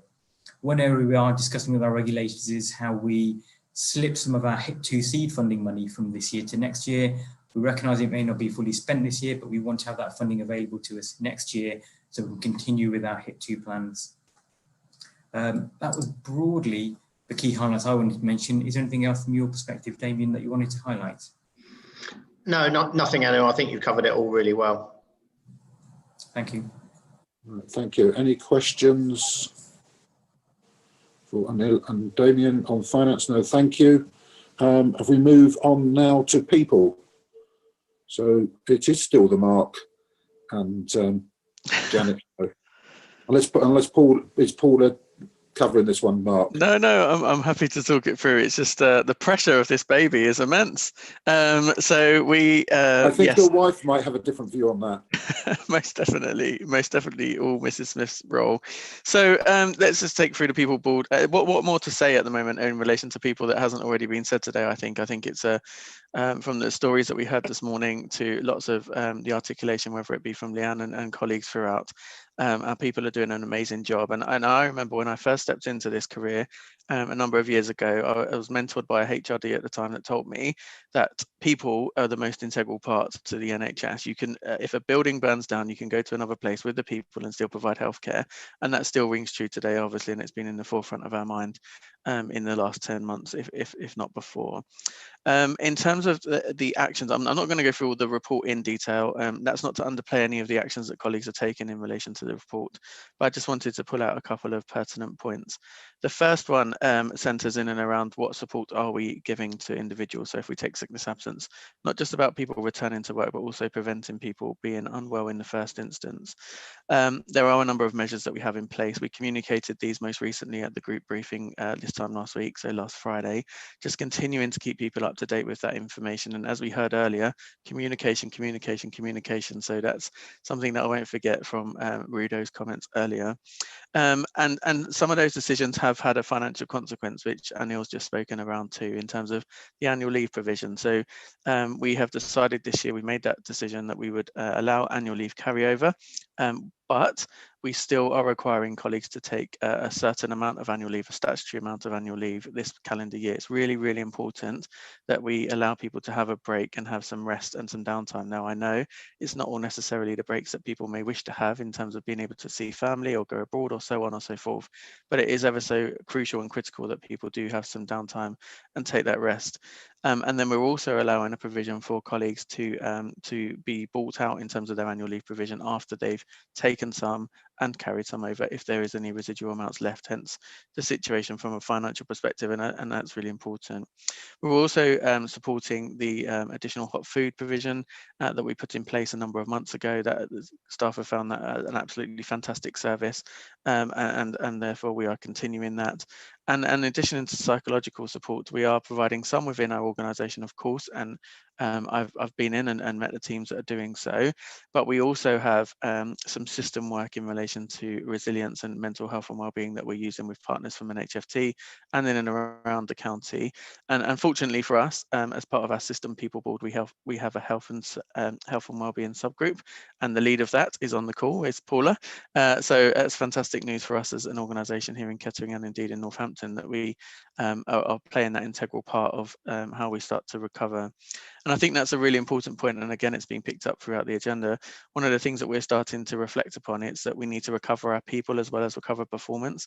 And that's something that we really need to consider and think on as we move forward in the next year. One of the things that obviously helps colleagues and hopefully will prevent the whole country being in this situation again in relation to vaccination. So I know there's an agenda item very shortly that Andrew will talk through, but as I also articulated earlier, I just wanted to comment and pass on my thanks to everybody involved in setting up the vaccination centre within the hospital. We're in that position now where we're going to put that into hibernation, but we do have our regional vaccination centre, which Andrew will go on to talk about across the county. Paula, I wonder if you would just like to come in and give people the numbers, because we didn't have an opportunity to put that in the plan in terms of the number of staff we have vaccinated in this short period of time. Yes, absolutely. So we were in operation for 22 days. We started on the 30th of December. So we stood this up over Christmas time, which was an interesting challenge in itself. And we gave 7,032 doses of the vaccine in that time. Of those doses, 4,060 65 went to members of KGH staff, that's both substantive and bank colleagues, with the remainder going to the other priority groups under the Joint Committee for Vaccine and Immunisation Priority Areas of the over 80s, clinically extremely vulnerable, and social care. We did a lot of care homes and social care workers as well. So that's the headline numbers. Thank you very much, Paula. And as I say, that's true testament to literally 22 days of operation. That number of colleagues were able to receive a vaccination, which is fantastic. And of course, the hub will reopen again in terms of the second doses in the very near future. Just finishing off elements of this plan, it's obviously important for us to deal with the here and now, as I've already described, but it's also very important for us to look forward to the future. And that is part of the people plan development, which is in draft in our private section of the board later, but will also come to the public board along with our national benchmark staff survey results in March, whereby we can start announcing or providing some announcements to colleagues as to what it will be like to continue to be an employee across our group in both Kettering and Northampton. I'm happy to take any questions, and obviously Janet's update too. Thank you. Actually, much of what I would have said has already been said, but I do want to congratulate Paula and the team in terms of the logistical exercise that was undertaken in terms of vaccination. Superb. At the committee, one of the other things raised by the Deputy Medical Director was about some support that staff in the organisation are getting from one of the local GPs, particularly for those staff who live some distance away and may be experiencing some problems with, for example, with PPE, etc. I think that's tremendous in terms of the work that had been going on between the Deputy Medical Director and engaging with this particular GP, Joe Lawton. So I think, again, evidence of great teamwork, both internally and across organisations. I'd also just like to say how well the wellbeing offers are coming across at the committee meeting, and in terms of how people are receiving that. So I did have the opportunity to see the sort of things that people were receiving, the sort of information people were getting at the vaccination site, and people talking about the sort of support they were getting. So just to recognise the tremendous pressure that all people are under who are working in the organisation, and hearing about people who are not in clinical areas stepping in, being asked to support, and we can all see those emails that come to all of us. I think it's just tremendous. And as we can see in the chat, huge thanks to everyone. So just to support Mark in the work that's been undertaken and fed back to us and questioned and scrutinised at what sounds like all of our committees. So thank you. Lisa, have you got your hand up, or is that an old hand? Was to ask actually about the rate of staff vaccinations and whether we're seeing any difference in uptake across professional groups. Yes, we are. At the group briefing last Friday, I announced some of those areas where we are seeing a lower uptake than we would have anticipated, or based on our proportion of workforce. There has been some lower uptake in relation to some of our medical colleagues and some of our staff in the poultry and domestic teams, along with healthcare support workers. There's been a huge amount of work and communication to support bringing those colleagues along to be vaccinated, and now subsequently will go to the vaccination hub across the county. There is some rationale behind it too, and we've also seen some in terms of not just professional groups, but also from colleagues from our BAME community have not also come forward in the same proportionality in order to receive their vaccination. That again, the communications around the BAME aspect will be going out, and there's various videos and so on and so forth being put forward. There are some cultural issues in relation to some of that work, however, that I just think perhaps people are already aware of. So for an example, in some countries where a number of our staff originate from, there is a caste system, and in that caste system, vaccinations would first be given to a lower caste before they would into the higher caste, and therefore there's question marks about, is it my turn, should I wait, etc. And we're just alleviating some of those concerns. In terms of the vaccine that we were able to provide at the hospital hub, it was the Pfizer-BioNTech vaccine. And as colleagues also may be aware, in some elements in relation into Africa, there was also some issues with a Pfizer vaccination program a number of years ago, which obviously is still carried on over into people's thinking around this current campaign. The final part in terms of some of the rationale why people have not come forward, if I'm just being clear with everybody here, is in relation to some of the advice that changed in relation to the 3 weeks, 12-week situation too. So, but despite all of those issues, which we are working on to encourage uptake, as you've heard from Paula, we've had a significant number of people that have received the vaccine. Of course, we'll be working with those colleagues who haven't yet in terms of enticing them to and making sure that they do at the earliest opportunity. Thanks, Mark. Thank you, Mark. Thank you. I can't see any more hands raised. Thank you, Mark and Janet. Very brief update from the Audit Committee, but having said brief, 2 very important items. The first is we had an update from internal audit on the review of medical records. This ongoing issue, but the update that we got was that there was some improvement, but clearly a plan to move it forward substantially from where it is today. It or has been. So it was positive, and we welcome that.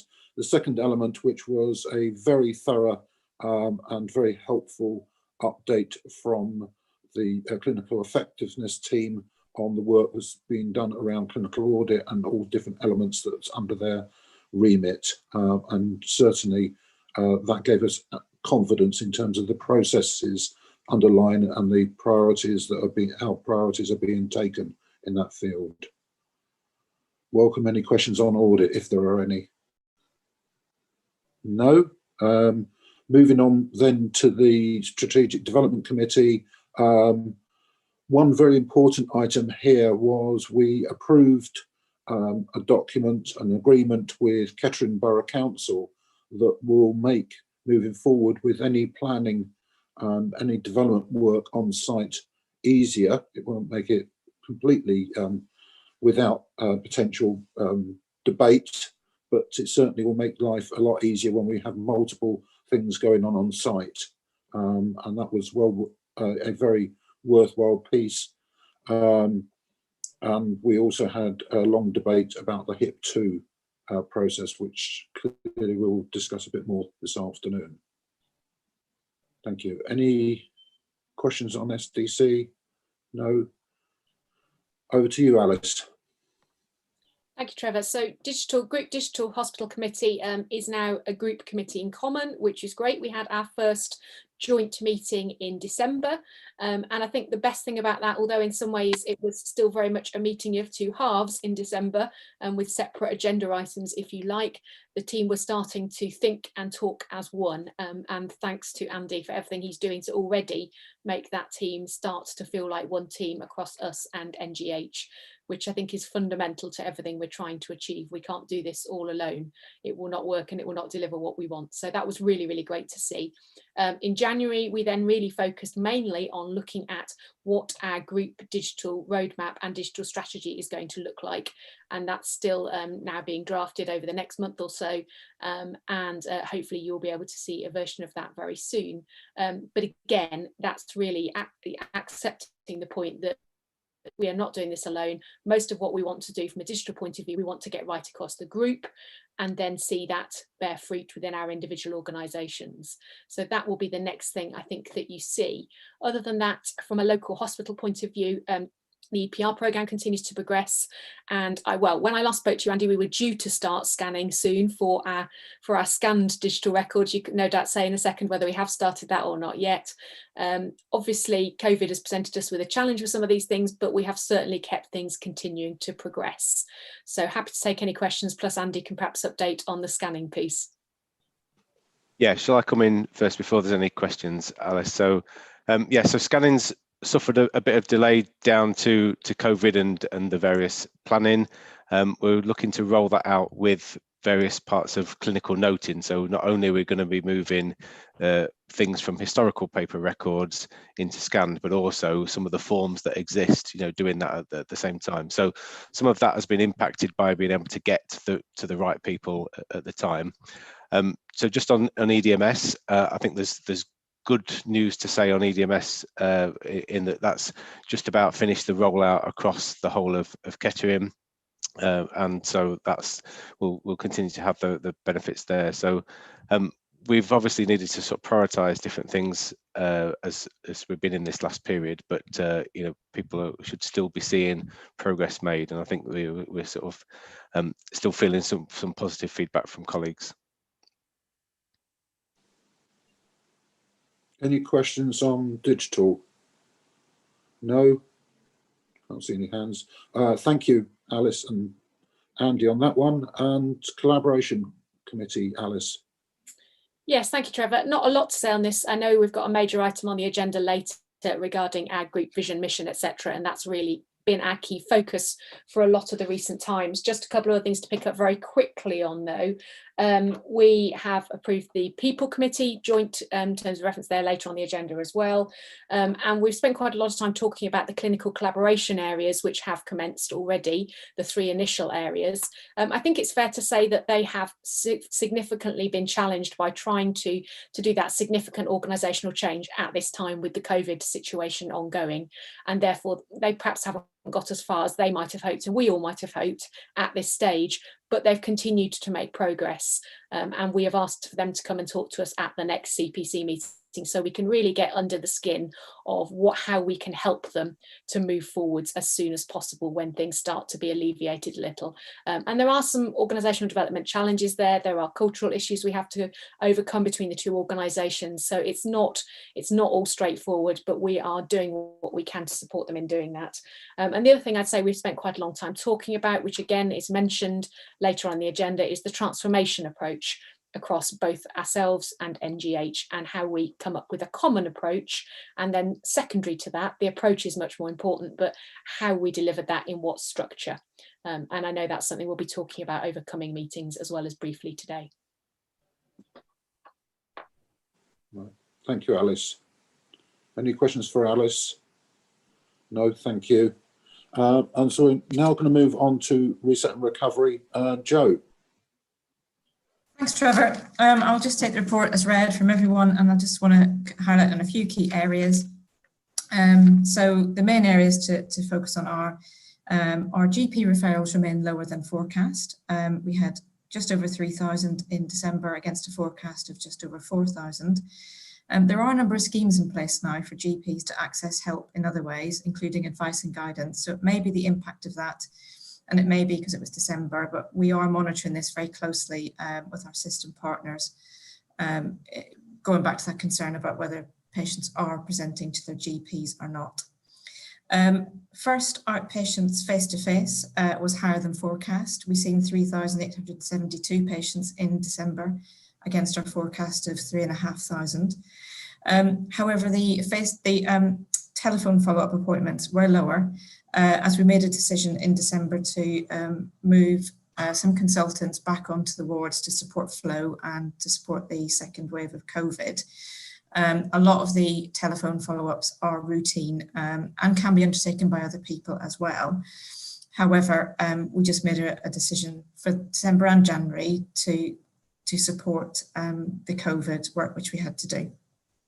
Day case activity remained absolutely on target at 2,509 against a forecast of 2,477. And inpatient patients were slightly lower at 293 in December against our target of 315. But clearly I do expect that to be lower in January. ED attendances remain lower than forecast. 6,329 came through in December against our forecast of 8,117. And first outpatients for cancer was higher than planned. So I think that's a good sign that our referrals in for 2-week waits are actually increasing. So patients clearly are going to the GP with symptoms urgent symptoms. The other thing to just mention on the report is the endoscopy activity, which looks like it is lower than plan.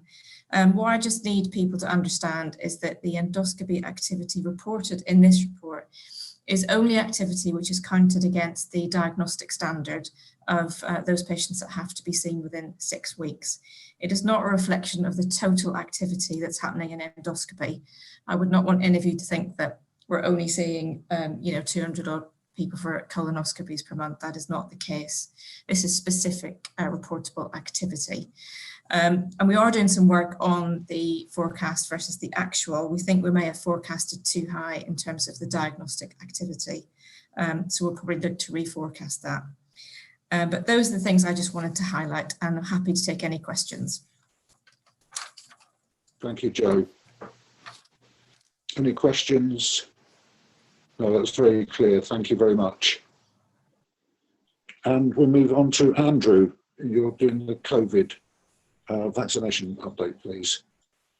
Thank you, Trevor. The great news Anil gave us around our financial position earlier on sort of made me reflect back. It was almost 9 years ago since I last heard something like that. And I was also thinking about how many board papers I've actually brought that are a good news story, and probably can count it on my 2 hands. And this is a really good news story. So, how to vaccinate the UK? Well, to date, we've had just over 6.8 million first doses delivered and 500,000 second doses. And today we had the great news that the new Novavax results have been released, and this is effective also against the Kent variant and the South African variant. So that's really good news on the horizon. Once again, it's a new technology using recombinant protein-based nanotechnology. So we're seeing real changes in vaccine delivery. And we've got the Johnson & Johnson vaccine to soon come on board as well. The board paper provides a system view and the associated governance of what we're doing within Northamptonshire. But I'm going to sort of narrow the focus onto the KGH position. You've already had a curtain raiser on that. So as previously mentioned, on the 30th of December, we activated as a hospital vaccination hub, and we transformed our organization from a passive recipient of really sick patients to one actively fighting back against the pandemic. And really KGH hit the ground running. And as already stated, in the 22 days of active vaccination, we provided 7,032 doses. That's around 320 a day that we've been providing. And that's sort of Pfizer-BioNTech, which comes with all its attendant problems around its product characteristics, and it's a very labile substance. It's already been said 4,065 KGH sort of bank and substantive staff have been vaccinated. Just in response to Lee's, I did ask for a breakdown of staff groups on the latest number. We haven't got that yet, and I suspect what we've got is a significantly higher coverage than previously checked. I do know that nationally 85% of medics have been vaccinated, to give you sort of some kind of benchmark as far as that goes. We've vaccinated few of the over 80s, but that came with its own logistical problems. But more important, vaccine wastage. We've had 17 due to human error, and this, each vaccine is only 0.3 mils of an IM dose, and only 3 unused. And I think we just need to pause and go, wow, isn't that exceptional? Out of 7,000, such minimal wastage. So that's a real shout out to the team. It's been a major collaborative effort between HR, IT, pharmacy, supplies, and occupational health. And Paula has been an incredible force behind this and the glue that's sort of got this going. And it might just be worthwhile asking her to pass a reflection at the end. IT designed an amazing booking system. This has been adopted by the Mass Vaccination Centre at Moulton Park for managing care homes. So, something we've done is rippled through the system as well. And the booking teams have truly been incredible in the way they've ensured that every day we've used every day's, allocation. And that's been really quite something. There was huge interest in the organization prior to starting vaccination, and there's been a real combined effort from all layers of the organization around comms. Simon's held a number of leadership briefs where he's addressed issues around the vaccine, which I think the organisation has found, well, both organisations have found really helpful. We had what we called a Vaxx event, Paula and I, where we had more than nearly 2,000 views on Facebook for the work we had done on that.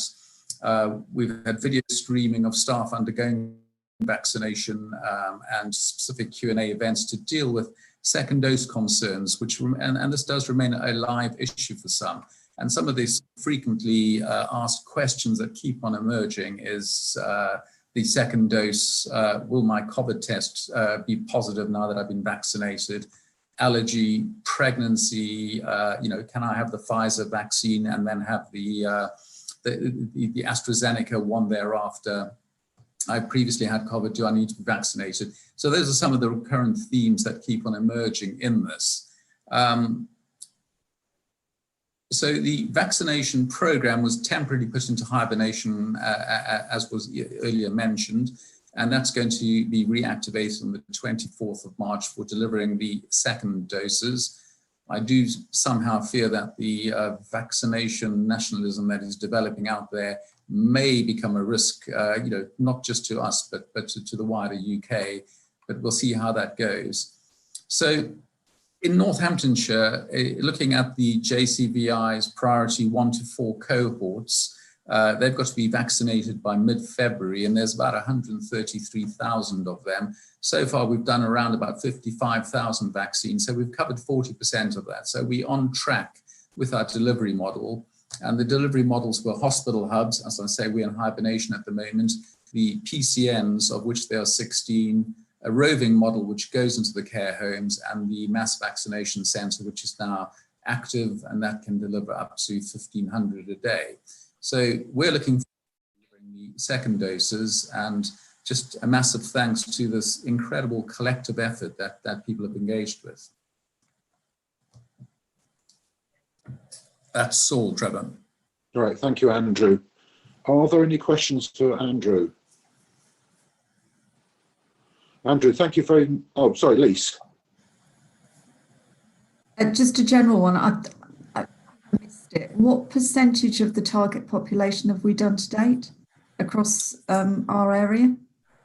40% of the group priority groups 1 to 4. Okay. That was, sorry, Lisa, that was at the time of writing the paper. So the paper was 15th. So I suspect we're well north of 50, closer to 60%. Okay. And are we likely to have any, that means will be a priority for vaccination supply then, hopefully? I can't comment on the supply chain and future vaccine supply, as we're going on that. But I guess all areas need to deliver the vaccine, and we want to get the priority groups covered right across the country. So there will be competing interests there.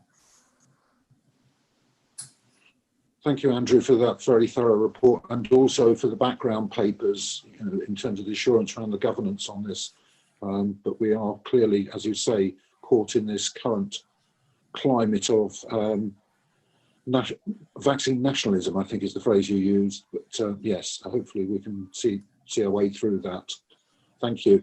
And at that point, we're going to take a very brief break, quick comfort break, 5 minutes. Janet, sorry, you just put your hand up. Yeah, I just wondered about Paula's reflection, really, which is one of the points that I was looking forward to hearing.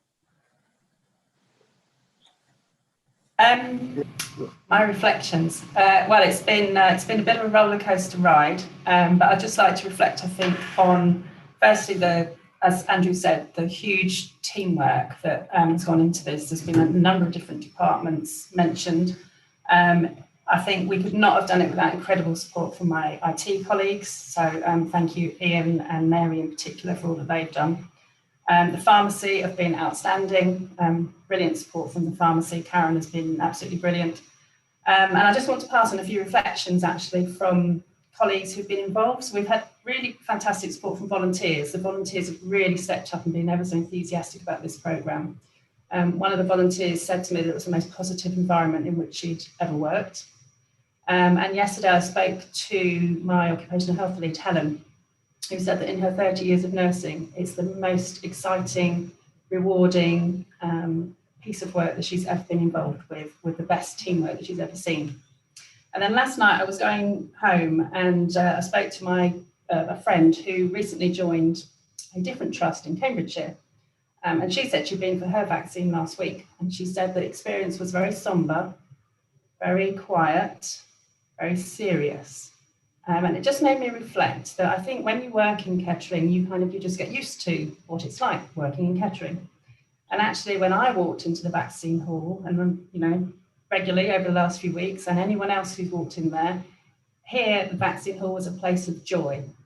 People were excited to be there, positive to be there. They enjoyed the teamwork. They enjoyed being part of doing something historic, positive, and really contributing to such a great team effort to do something so good in this time where there is so much negativity and doom and gloom around us. So my reflections are, it's been hard work, but it's been absolutely brilliant. So we were a lot of tears on Wednesday when we had to shut the doors, and we look forward to March the 24th when hopefully we'll be opening up again, unless Boris decides to make a U-turn beforehand and tells us to stand up and do something else, which of course we will do. No, thank you very much for that, Paula. And I must admit, I went to the hall in the early days, and the buzz amongst staff as well, in terms of meeting up with each other outside their clinical areas. I think, it was almost a therapy in itself. So thank you for that. And thank you, Janet, for sort of bringing Paula into that conversation. Thank you. So if we can take a 5-minute break, literally a 5-minute break, we will be back at 12 o'clock prompt. Thank you.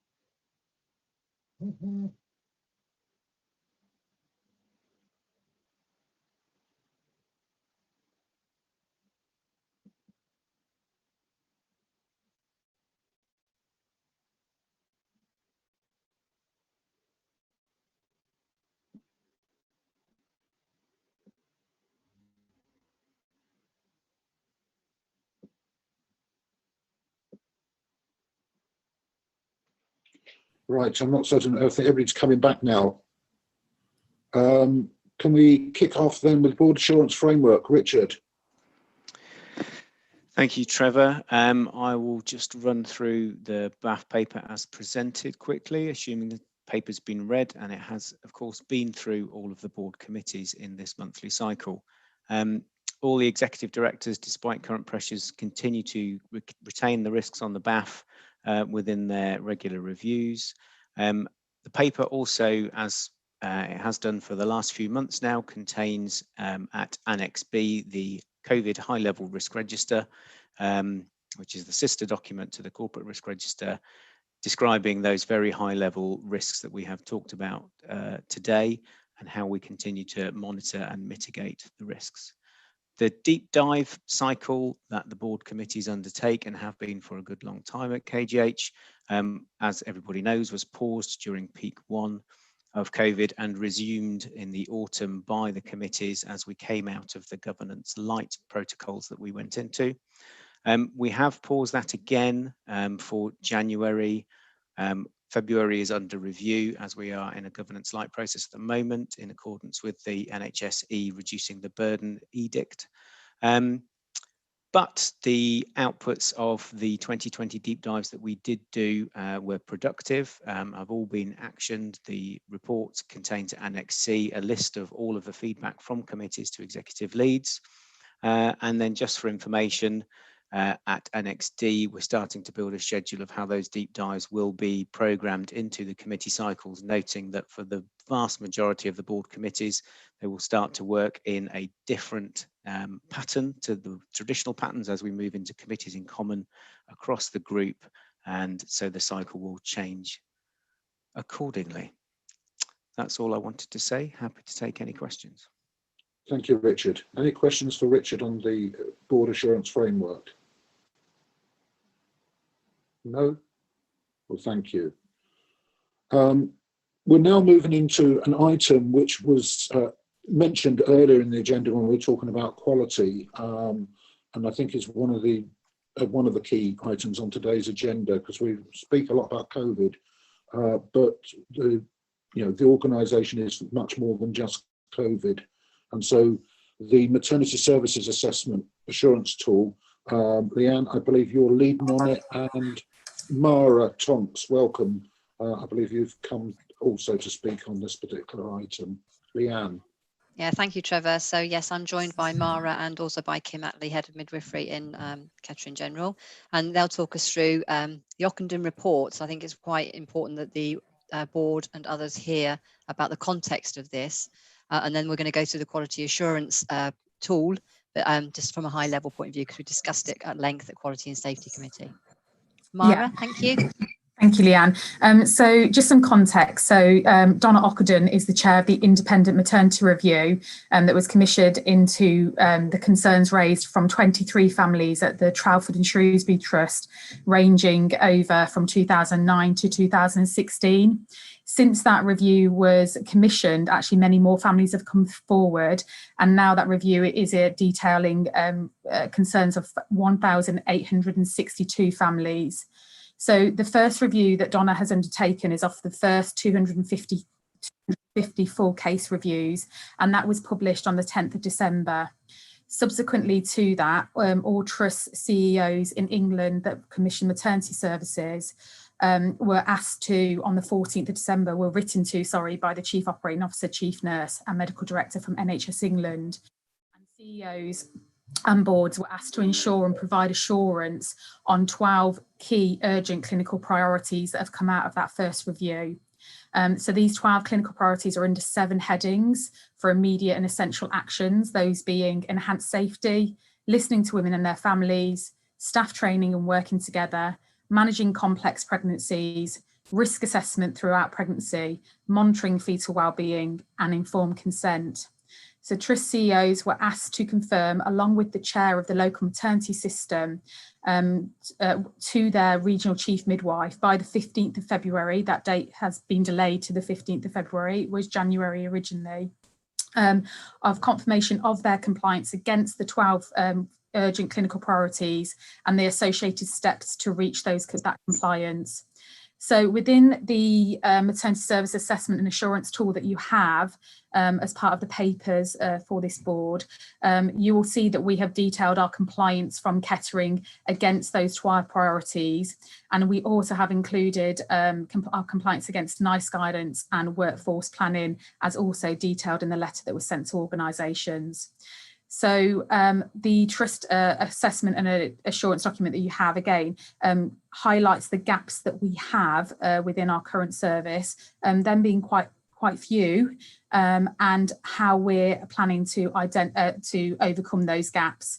So the maternity service family health division and the board executive safety champions have been extremely responsive to this, and we are committed to completing full implementation of these 12 actions by March 2021, and we have mitigation in place currently to monitor these.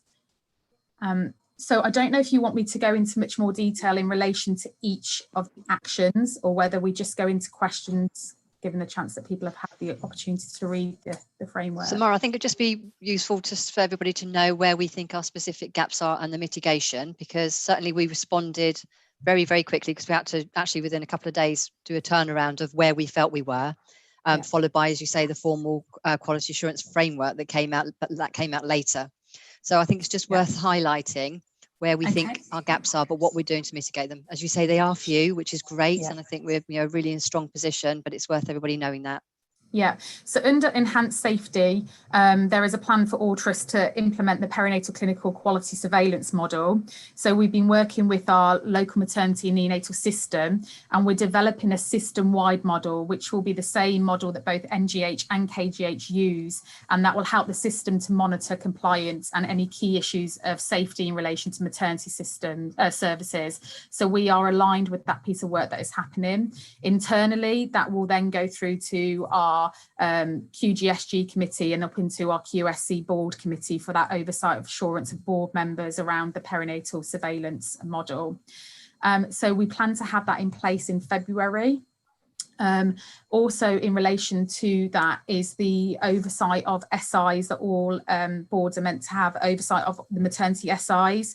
That's across the interest boards, but also in the local maternity system. So we share those that overview at QSC and also in our maternity board executive safety champion meetings. As a system, we're now using the NHS Insights platform to share all maternity incidents at SI level. So all key members of maternity service at both NGH and KGH will receive an immediate notification when an SI is uploaded onto the SICE system. And then we'll take the responsibility for sharing that learning across our own maternity services, which we both do really well anyway. At Kettering, that's a really embedded thing that we've had for quite a long time.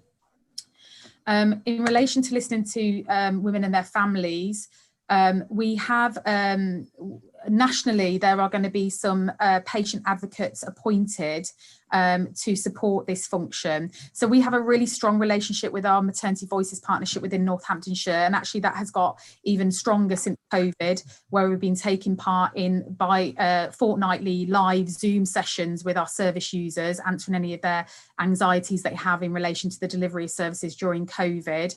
But we also bring our MVP service user feedback into our patient experience group within Kettering, and we also note it within our maternity governance meeting as well, and we often do a who they said, you said we did. but the advocate role will be recruited to nationally. The Midlands region is actually the largest maternity region, so we will be getting the most advocates. They will be appointed to regionally and work alongside trusts within the region, and they will all be trained to the same standard as well. So we'll be working with the maternity network to welcome one of those into our organisation in the near future. In relation to staff working and training together, our only issue that we have here at the moment is that our current consultant presence is 60 hours across our delivery suites across a week. In order to meet the recommendation of a ward round at the weekends in the evening, so a twice daily ward round, so we already have a morning ward round, we need an additional funding a week to do this. So at the moment, the mitigation is we're doing a virtual ward round. So the consultant, although they're not present in the evening currently, they are present through a virtual ward round. So they're contacted by the delivery suite coordinator who facilitates that ward round with the on-call team in the evening. And they also attend if they are asked to attend, that we don't currently within our establishment have the funding for that additional presence of 6 hours. So the business unit or the family health division at the moment has already undertaken a bid, a business summary to fund that until the end of March. And then moving forward from March, it is one of our financial business priorities for 21-22, where we'll be asking for the addition of £300,000 worth of funding to deliver the whole of the Ockenden recommendation. Now that includes 15 additional consultant PAs to not only undertake the additional ward round that's needed at the weekend, but also properly establish the other recommendations within Ockenden, for example, like making sure that our consultants are PA'd or remunerated PA'd for the fetal monitoring lead, for the serious incident overview lead, for the audit lead. That funding also includes an audit midwife, because we as a service we do audits, and we have a very busy audit schedule. But actually the assurances from Ockenden require that to be a lot more. So for example, our record keeping document audit at the moment only undertakes 10 sets of notes a month, where for assurance purposes we want to make sure that we're capturing at least 10% of our deliveries per month. So that needs increasing to 30 sets per month, and this will enable us to be assured as a service that we are taking actions where we fall below compliance or assurance, but also that we can evidence that assurance to the board members. We're also around managing complex pregnancies. We're working with the Midlands Maternity Perinatal Network around the establishment of the maternal medicine centres. So we haven't put forward a bid to become a maternal medicine centre, and they are largely aligned with the tertiary units, so Leicester and Nottingham. So our Midlands Perinatal Network are establishing those centres, and then we will refer women into those centres.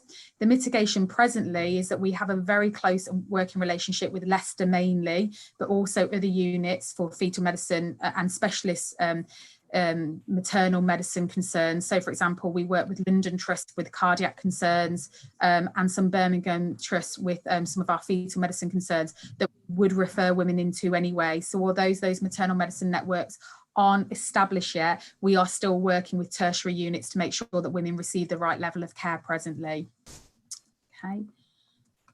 Again, risk assessment throughout pregnancy I've already mentioned. It's about making sure that we're really assured that those women that have been identified as a high risk in pregnancy are aligned to a consultant, but also did their intended place of birth match their actual place of birth, and making sure that we have a robust audit monthly to review that, to make sure that we are assured that women are receiving the right level of care that they need to for their presenting condition.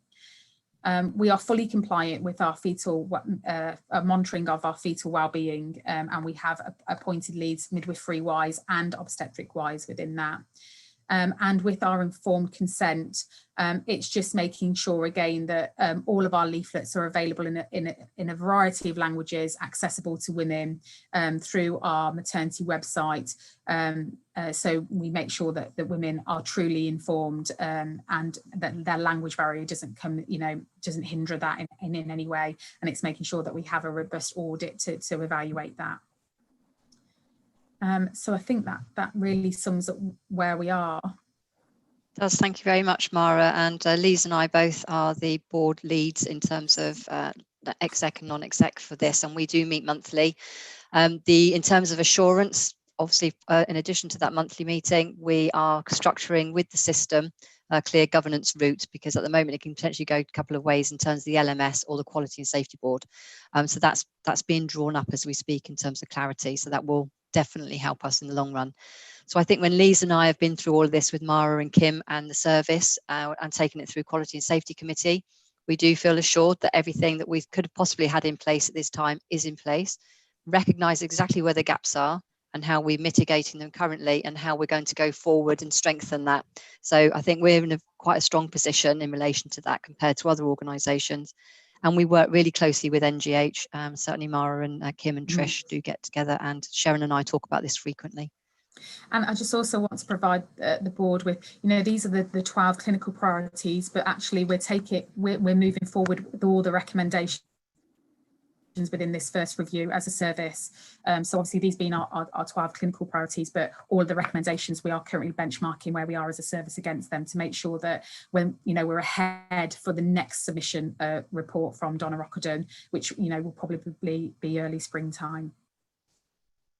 Thank you. And I think hopefully, I was going to say, hopefully this will pull all of the work that maternity have been doing over the last 2 to 3 years, because the issues within maternity services are not new.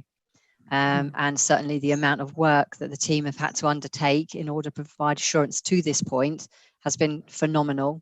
But I think nationally that's also led to sometimes a divergence of data and information and assurance as opposed to a convergence, because there is so much and so many different routes. So I'm hoping that Yockenden will start to pull that into one place with a really clear reporting route function that will really demonstrate how well maternity services are working, as opposed to trying to peel apart everything that's flying around, really. Thank you.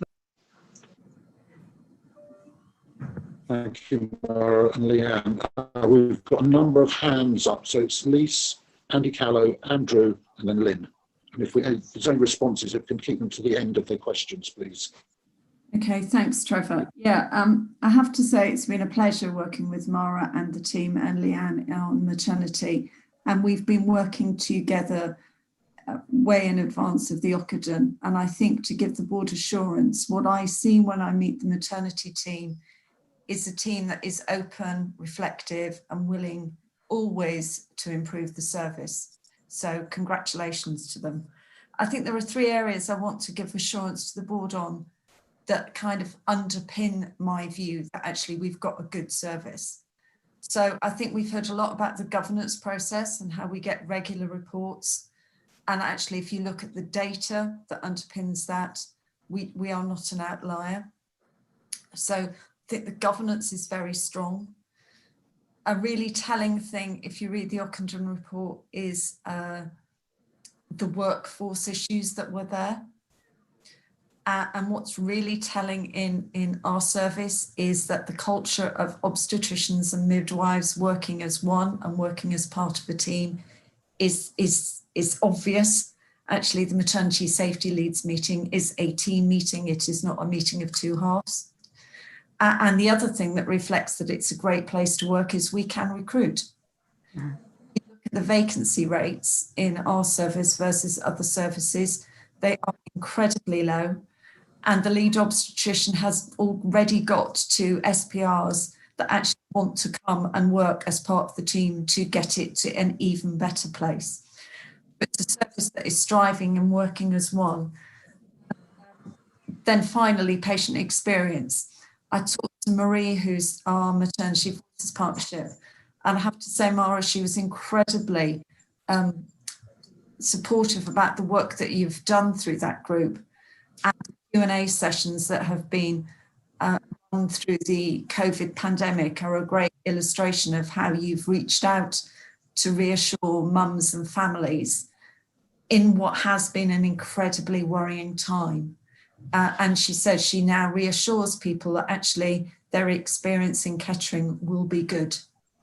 I think that just, Chair, is a kind of summary of the reflections of the service, and congratulations to all who work in it. Thank you. Thank you, Lise. Andy. Thanks, Mara and team, for a good update. It's sort of great to sort of feel reassured around the report.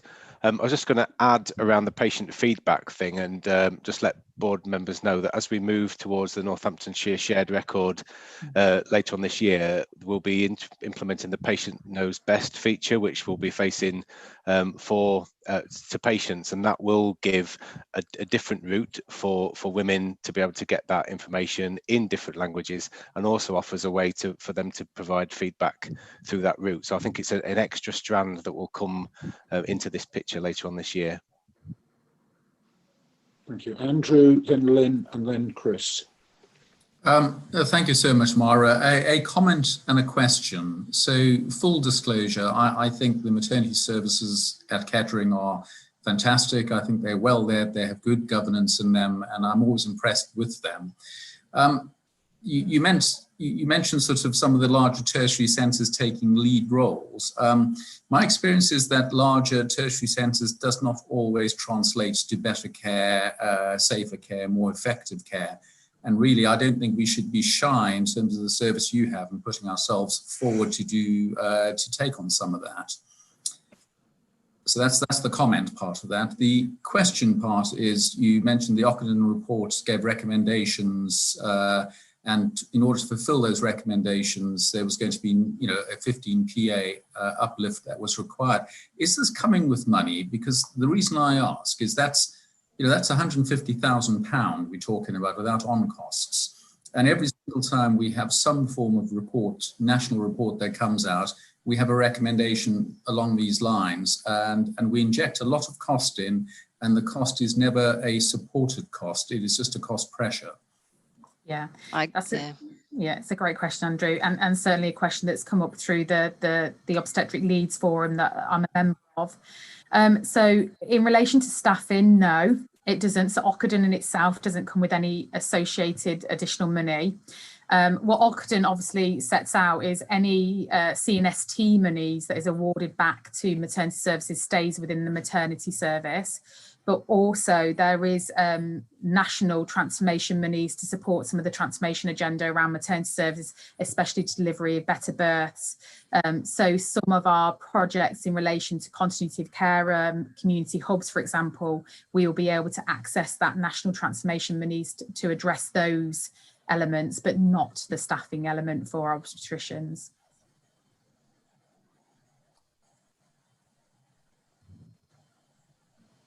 Thank you, Mara. Lynn, and then Chris. Thank you. To some extent, some of my sort of issues have been covered. But yes, first of all, thank you very much. Very comprehensive report. It's great to see the assurance and the degree of thoroughness of looking at all the aspects of the recommendations from the Ockenden report. So that's brilliant. In terms of assurance, and some of my questions was around how a quality and safety committee getting that assurance, and good to hear about the SIs going to them. I wondered specifically, do you have, or should you have, and might you think about having something specifically which is about listening to women and families, and whether or not you know, in the same way that we have people coming presenting patient stories, etc., to the board, whether or not there's some direct way of getting closer to the committee to hearing directly from families. And the second one is quite a specific one, which was I was looking at when it said about us needing another consultant. Just wondering where we are in terms of staffing, how we compare. It's good to hear that we can recruit well, but in terms of benchmarking, perhaps, are we at currently, relatively speaking, relative to other similar organisations, in a relatively good place, or have we got a biggish gap to fill? Sure. Okay. So in relation, Mara, can we just take that after Chris's comments, please? They may overlap. So a couple of my points have been covered, but the two things I was going to mention are general things, Trevor. So first of all, the Ockenden report focuses on maternity services and really puts the pressure on for the reporting and the governance concerning it. But one thing looking into the future in terms of general quality and safety, we mustn't let this intense scrutiny drive other services into the background. That's the first thing. And the money issue relates similarly to that.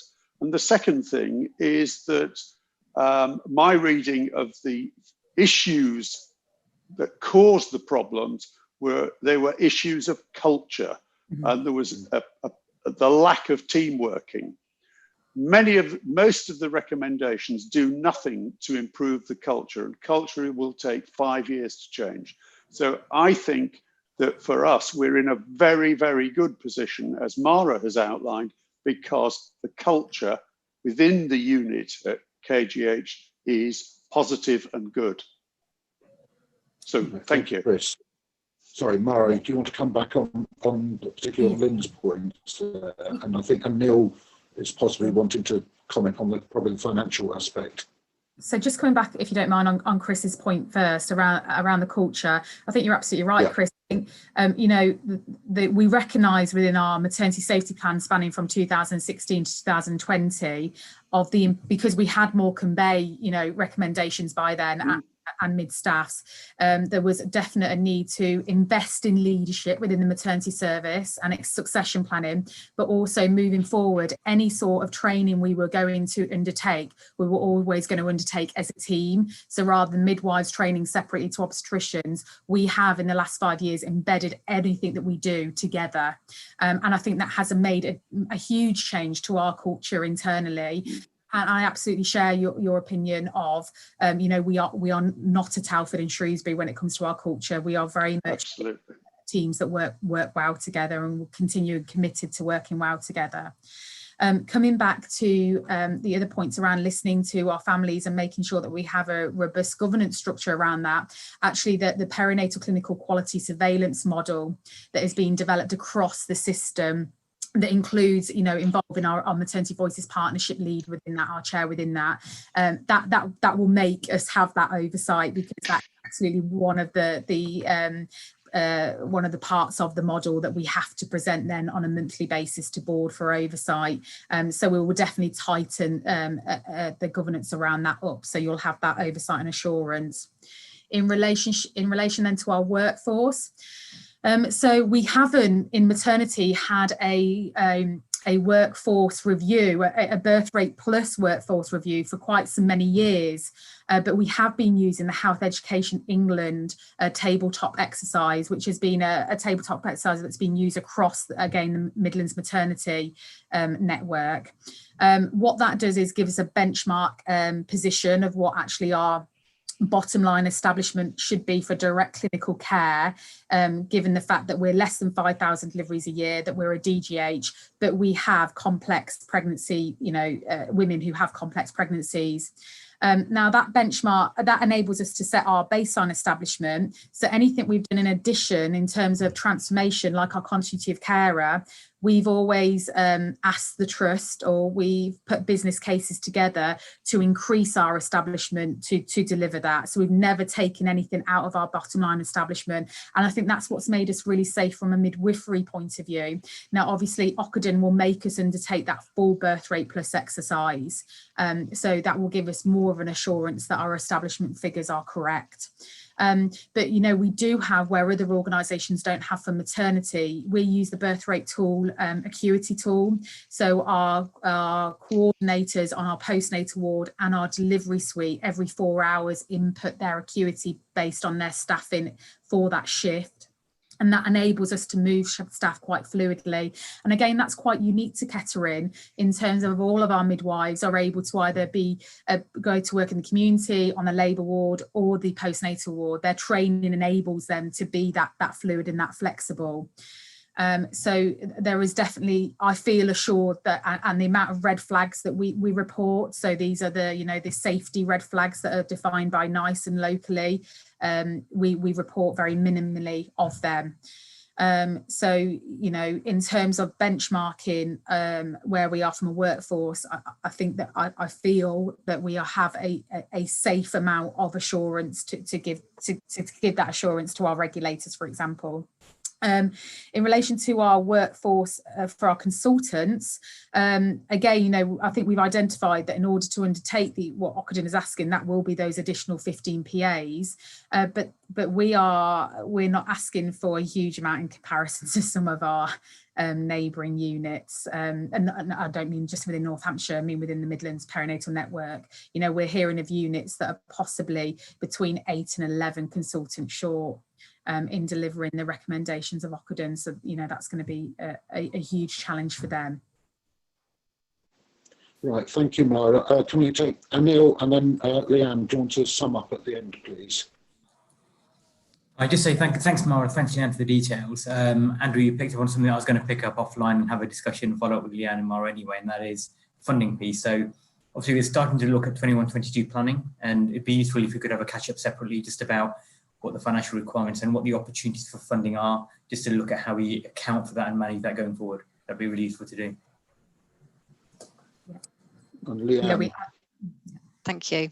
So yeah, I think you've heard a very thorough review of our position against Ockenden through Mara's paper and Kim's and the team's work.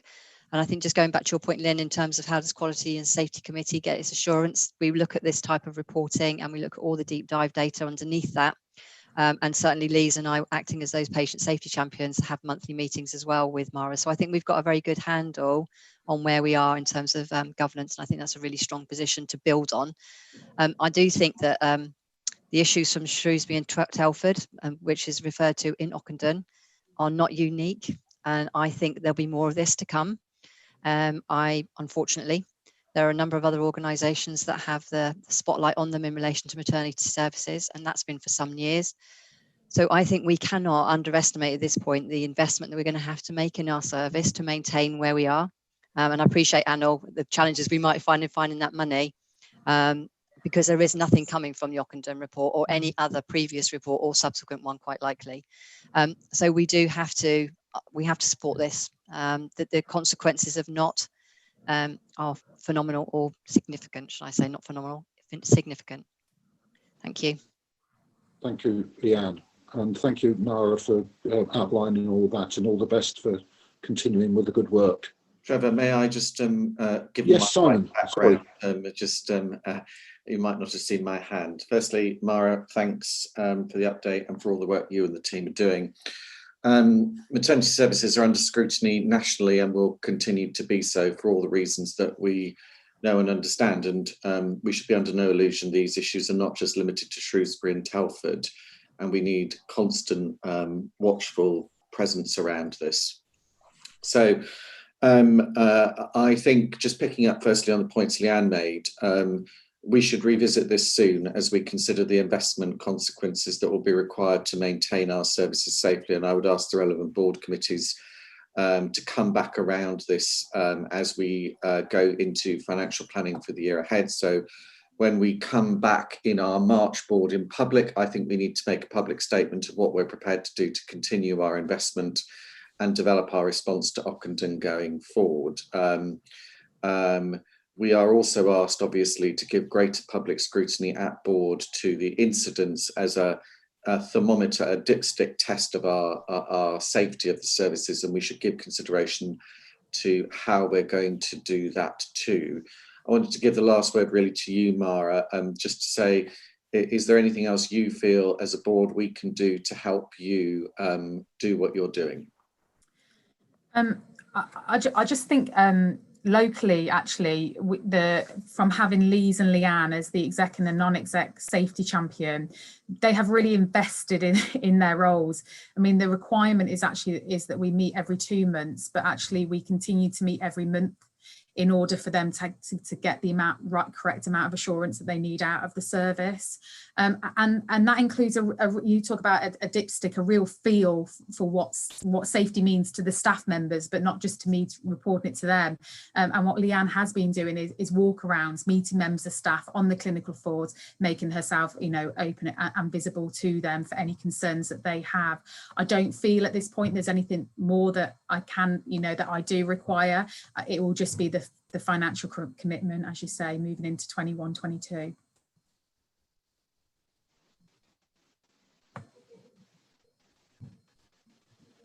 Thank you. So we now move on, and thank you, Mara. And we now move on to the group strategic direction, Simon. Thanks. Mindful of time, I'm going to go at pace. So I've got a short presentation. I'm going to kick off, then I'm going to ask Alice to make some comments from the point of view of one of our co-chairs of the CPC. Much of what I'm about to show you, and I'm hoping some slides are about to appear as if by magic. And indeed they do, thank goodness for that. It's always good when a plan comes together. Right, on we go. So first slide, or next slide rather. Great, so look, this is the culmination of a huge amount of work that's been done with a load of people. And really the first message on here is that, well, two messages. One, you know, we've spent a lot of time rightly thinking about the here and now, talking about where we are and how we're coping with that, but we also have to start to think into the future, because if we want to deliver some of the things that, you know, we've just talked about in respect of Ockenden, if we want to continue to improve, we need to set out a course of action. And the other thing I really wanted to say on this slide is that a huge number of people have contributed to the work where we are today. Board members here, exec team members, our staff, our patients, our wider stakeholders. And I just wanted to say thanks to them all for the contributions that they've made to get us to this point. It's been a lot of hard work. Although these slides may only be 14 in number, they represent 6 months of work and contributions to lots of people. Next slide. There they are, all of them who have contributed, so you can see them for yourselves. So thank our governors, thank our partners, thank our patient representatives. It's been a really great process, and you know, I've learned a lot from listening to what people want. Just picking on one thing, I've been quite heartened but also quite challenged by the aspiration our patients have for us delivering on our digital agenda, amongst other things that I wasn't expecting to hear as much as I did. Next slide, please. To remind you of where we started, so 6 months ago we didn't have this, we didn't have a sense of where we're going to. I'm just going to give you the kind of, as I walk through this presentation, almost fill in the blanks, so you can see where we're headed, and hopefully by the end of this, this will all pull together in a seamless whole. Next slide, please.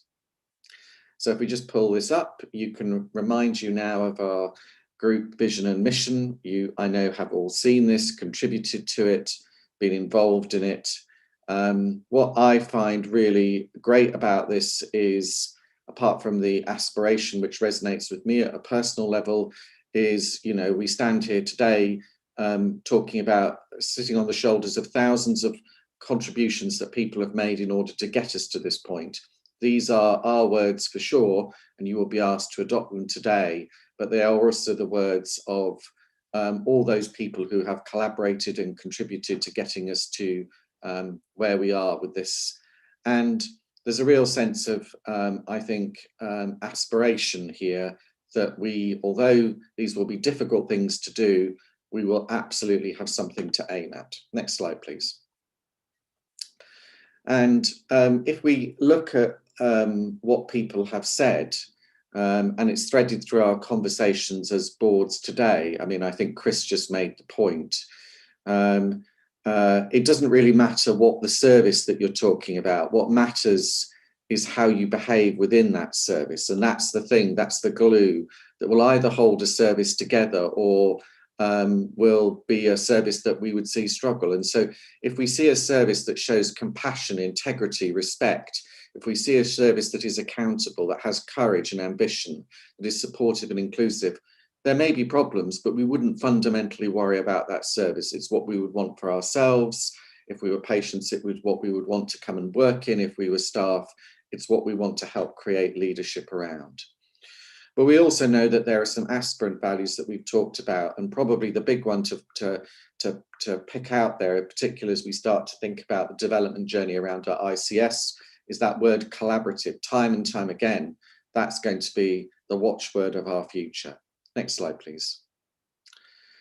And so we come back now to the values that we wish to propose going forward as a group. We have two organisations, both of which have strong value sets, but we need to bring something new as we come to the group mode of being. And here they are: compassion, respect, accountability, integrity, and courageous, and our aspiration to be consistently excellent in all these areas.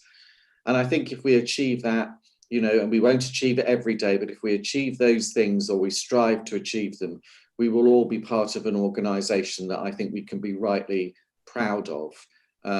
And so it's my job today to commend these to you and seek your support in them. Next slide, please. So what feedback have we had? We've had loads of feedback, and it's been really difficult to summarise it into just a slide, but here it is. This is absolutely a bottom-up build. It's not something that people have gone away into a darkened room, placed hot compresses upon their heads and written. It's actually, you know, been really out there. And the feedback that we've had is that people want an equal focus on patient and staff. They welcome the focus on inclusivity, collaboration, and teamwork. They like it absolutely focuses on excellence. They want us to achieve this university hospital status. As I had said though, and as we link back to that patient story this morning, and I know board members are passionate about, a consistent theme: how do we do communication better in all the many words and ways that James talked to us about at the top of our meeting this morning? We can go on to the next slide. Again, you've seen many of these things before. So at the top, our group priorities. And the point I want to make at that top line there is, this isn't about delivering one, this is about delivering all. For us to be truly successful, all of these have to come together, all of them have to be delivered for us to make a difference. Thanks in the middle, particularly to the exec colleagues who have worked so hard to develop these. These are now the places that we will stand and the way in which we will be counted. You'll notice there on the left-hand side, it says 3 to 5 year goals. If I was channeling my inner Alan in his absence this morning, he would doubtless say, this is where we stick, you know, this is what we are going to go for. We're not going to change this. We're going to keep coming back to it. And then at the bottom, our 21-22 focus. So things we're going to try and do in the year ahead. And hopefully, again, these will resonate with you as things that we have involved people in, things we have talked about, things that people want us to deliver. Next slide, please. But it's not just about the 21-22 objectives, it's about the 3 to 5 years. And, you know, we start today on that journey, and over the next couple of months, we're going to be talking about a lot more of these things. So in March, we will bring back our people plan. In March, we will bring back our digital strategy. We've been talking about our strategic estates programme. Sharon and Leanne are working on the nursing, midwifery and AHP strategy, and so on. We have got a lot of work to do, but these will be the things that help deliver that kind of platform for us to be successful. Next slide, please. And we were talking a little bit earlier about, if we're going to make this work, there's also going to need to be a whole approach across the group around transformation. That's very much still work in progress, as Alice, I think, alluded to, but good start, but more of which we were going to be coming back saying to the board, saying, how do we really make this work? And the point here about this is, it's right across this hexagon. You've got to make sure it's all in place, right from committed leadership through to robust performance and project management. Next slide, please. Governance matters, obviously, and both trusts retain their sovereign boards, but governance should support delivery whilst recognising the statutory boards. And we've clearly got opportunities to continue the conversation in terms of how we structure ourselves to support delivery. Next slide, please. There's a busy 3 years ahead of us. You can see for yourselves what it says. this recognises the fact that, you know, this is not a journey for today, it's not a journey for tomorrow, it's a journey for the next 3 years. Next slide, please. And here, as I said at the start, if we started with a kind of template, here it is together in one place for the first time, that you can see what we're trying to do from our vision, our mission, our group priorities, our programs of work, and how we actually make it happen, supported and surrounded by our excellence values. Seems easy when you look at it like that, doesn't it? But I know that it's taken just the hugest amount of work to get it to this point. And again, my thanks to everybody who has contributed to make that happen. And last slide from me. So today we're asking you to receive and comment on the group strategy, acknowledge the huge collaborative effort to produce it, support or draw out your views on key areas for action, and to confirm your approval for the items that you see listed there. So thanks once again, and I'll open the floor to any questions, Trevor. We could take down the slides, please. Thank you, Simon.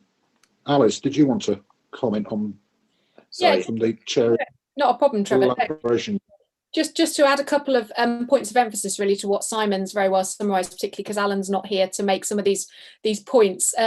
Just to reiterate really, particularly not necessarily just for those who are in this virtual room, if you like, but anyone who is watching this remotely, the tremendous amount of work and exec time particularly that has gone into this, and the tremendous amount of work on the consultation piece that has gone onto this, and that has been really meaningful consultation. It has been much appreciated.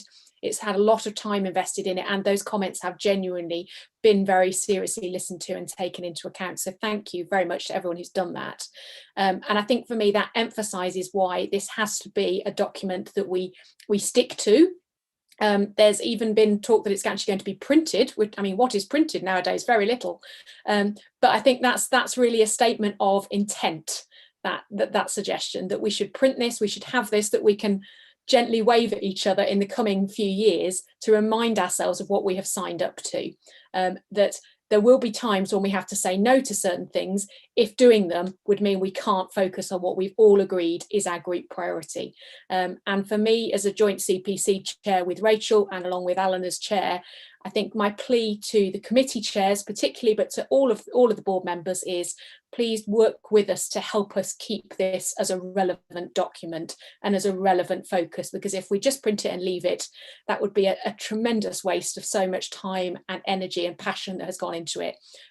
But also, I firmly believe it would not allow us to achieve what we need to clinically for our patients in this system if we don't look at some of these things very, very seriously. It has to be meaningful and it has to be a real document. So please help and support us as CPC chairs in gently, collaboratively holding each other to account on this for the next few years. I've got Anil, Polly and Lynn. I think Anil's might have been an old hand. Oh, that's my old hand. Apologies, Trevor. Might have been an old. Yeah, I'll take that off. Right. Polly. Yeah, thanks. So yeah, really good document, really support it, and all the work that's gone into it. I suppose that when I was reading it, it's more of a comment really. It's very much an internally focused document, and that's absolutely right, because we need to know where we are and what we need to do. But I suppose what it doesn't specifically reference is what all the amount of stuff and the priorities that are happening nationally. So I had a quick count up, and from my look, in the long-term plan, there were 9 national priorities. Then they got added to by the manifesto, at least a few more, even more so that have been added to now in terms of national priorities because of the pandemic management and recovery. So, and I think we'll do a white paper out in the next couple of months as well. So in terms of, what we're going to be delivering over the next couple of years, and those strategic priorities that I think are in page 27. I think as we develop those, they need to go back and reflect what nationally we're being asked to do as well, and what those changing national priorities are going to be, because as a group we'll need to deliver and we'll be expected to be working to deliver on those as well as what is important to us internally. And I think that's not really said in the document, but I think we just need to recognise it and make sure that as we move forward we're picking those things up. So I guess I have a notion of agreement and also a notion of gentle challenge to that. So my notion of gentle challenge to that is that is exactly what happens in the NHS all the time. Priorities are published, they move at light speed, sometimes it feels like, and we move from one thing to another. The whole purpose of this document and the whole tenor of the discussions is that with the bottom-up build that we've had, we have worked out what we need to stick to. And organisations, and this is not just our organisation, this is with reference to the others that have done it, are the ones that say, yes, we hear that, and we will do our best to accommodate it. And it's not that it's not important, it's just that there are some priorities that we believe we have to deliver. My profound view is that if we deliver the things that we have talked about also, this is the notion of agreement, we will be well positioned to deliver any priorities that come down the track towards us. But we have to stay the course here. So the things that we have talked, things I've talked about, the things that we have talked about, it's certainly not just me, are now the things that we need to be confident in staying with. Yeah, and I would absolutely agree with that, Simon, absolutely.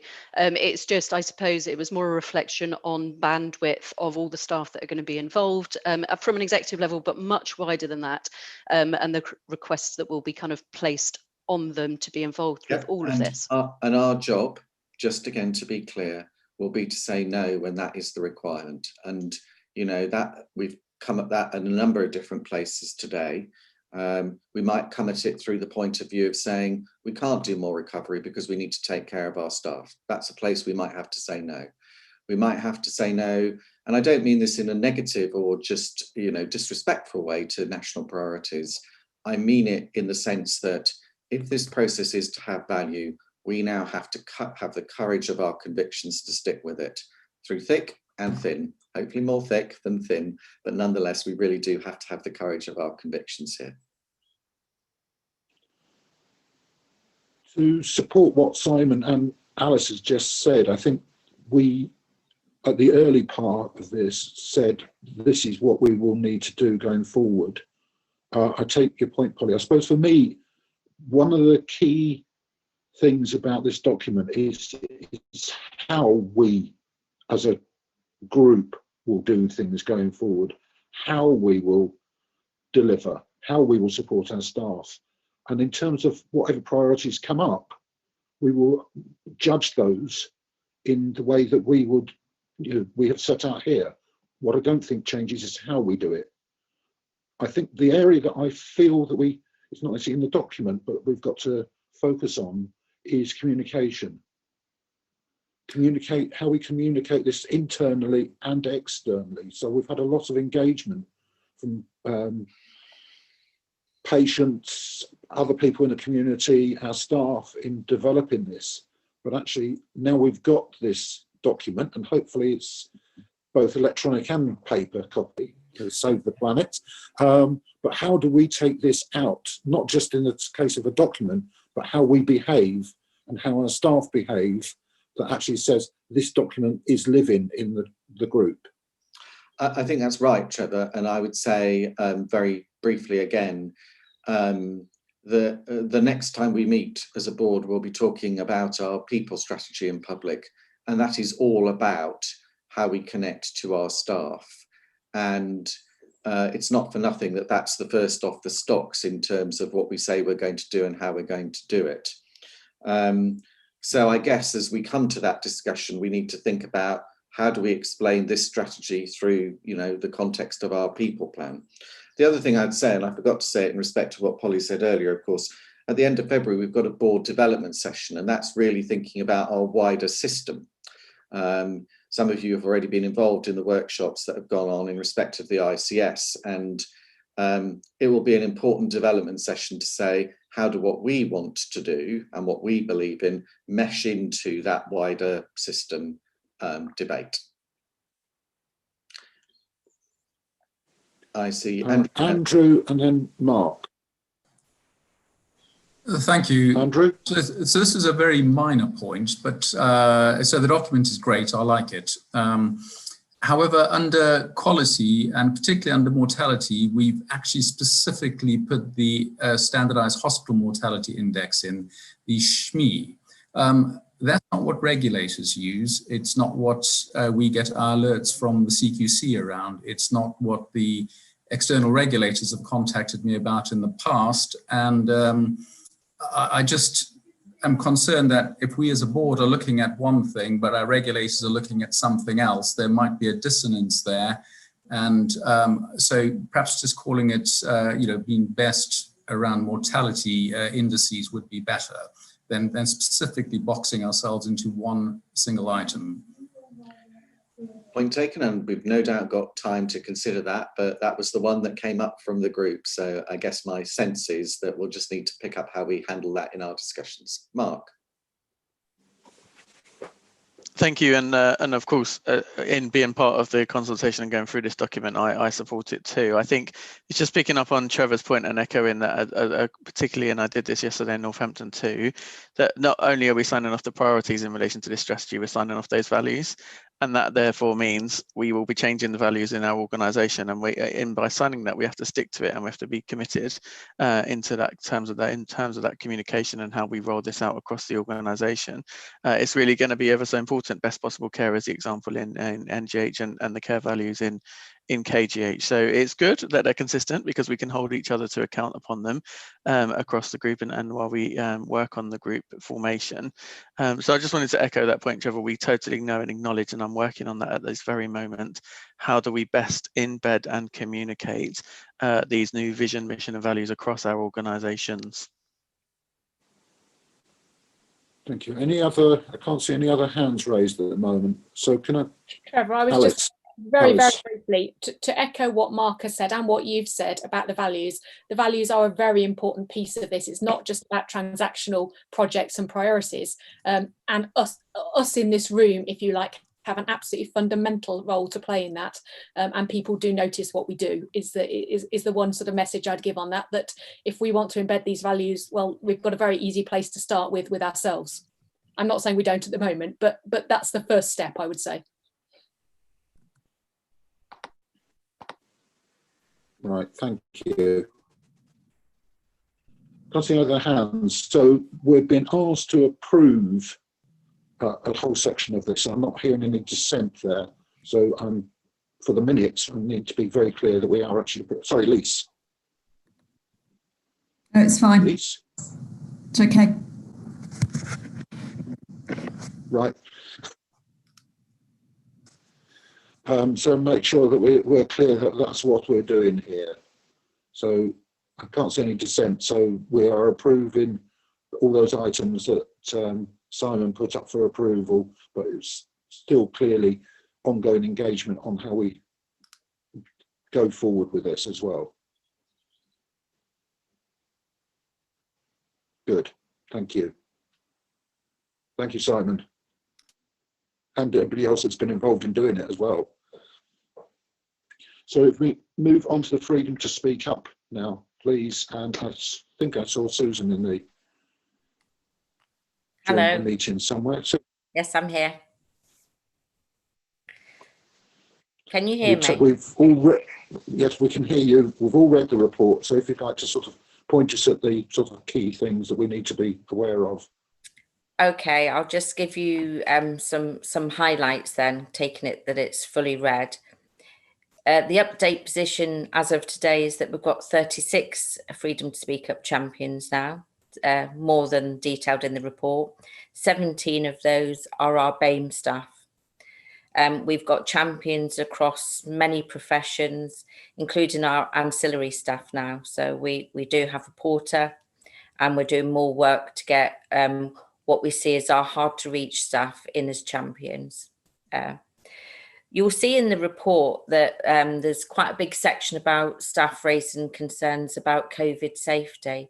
Just want to highlight that predominantly was in the first quarter of this year when the pandemic first took grip. And it was whilst the NHS as a whole and the country were learning about management of COVID.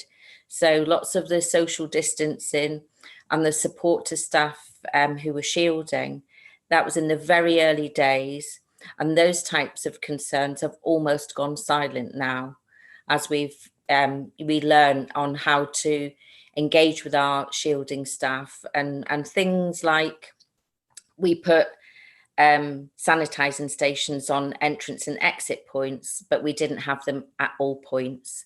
And whilst we were working hard to give our staff free meals and all the donations that were coming in, we had to think about the social distancing that went alongside that. But they were all in the very early days of Q1. So they haven't really been repeated. In terms of the patient safety concerns that are being raised, you'll see in the report that two staff came forward with concerns that they'd raised previously in 2019. And it wasn't so much about work wasn't going in the background to implement the learning. For me, what this was about is the importance of keeping staff informed about work that's going on in the background, what training plans there are, what recruitment plans there are, and visibility of some of our ward sisters to keep those staff not only informed, but to show a leadership presence on the ward at middle management level. You'll see that there's an ongoing concern there from a group of BAME staff in the urgent care wards. And Leanne Hacksholt is working with those staff, looking into their perception that they don't have equal development opportunities within urgent care. And the next meeting is planned for the first week in February with Leanne, so that engagement is ongoing. The themes within medicine generally around behaviours. Within surgery, you'll probably see the concerning case that I've summarised around the allegation that some patients were listed for surgery in ENT without full assessment. That investigation has concluded. That was done by the Clinical Senate. Rabia Imtiaz led on that investigation.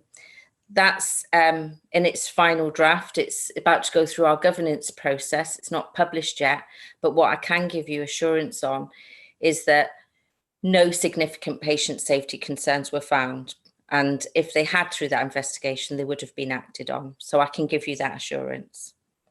All those champions that are working across the trust, they receive full training from me, dedicated 1 hour session, now delivered on Teams at the moment. So that's it in a summary. If you have any questions, I'm happy to take them. Thank you, Susan. I didn't know whether Leanne just wanted to comment briefly about the urgent ED. Yeah, so initially there's some process in terms of mediation between some of the clinical leadership in post and the perceptions of staff from a BAME background. But actually this is part of a wider piece of work that Di and I are leading on in terms of culture within the organisation as a whole, in terms of the perception of some staff that they haven't had equal opportunity to secondment and or opportunities for promotion. My focus with that group at the moment is very much around how do we provide mentorship early on that actually gets people to a position where they comfortably can apply for a promotion or a secondment and feel confident that they're likely to get that post, as opposed to the experiences that they've shared is that they were offered secondments. They've been in those secondments, but haven't necessarily felt as though they've had the support to actually secure the post at the end of that secondment. So that's the piece of work I'm doing with them currently. Thank you, Leanne. Richard. Thank you, Trevor. I just wanted to thank all of the champions that have stepped forward this year and put themselves out there locally with the teams that they work alongside with every day to be a listening ear and to allow people the safety to say something when they don't feel comfortable at work, which allows us to take action and resolve those concerns for them. And without those champions, it would just be Susan, who's doing a brilliant job as the Freedom to Speak Up Guardian. But without those champions, it would be a lot harder to reach across the whole organisation. So thank you to Susan and thank you to the champions. Thank you. I'll pass that on, Richard. Thank you, Richard. No other comments. Thank you, Susan.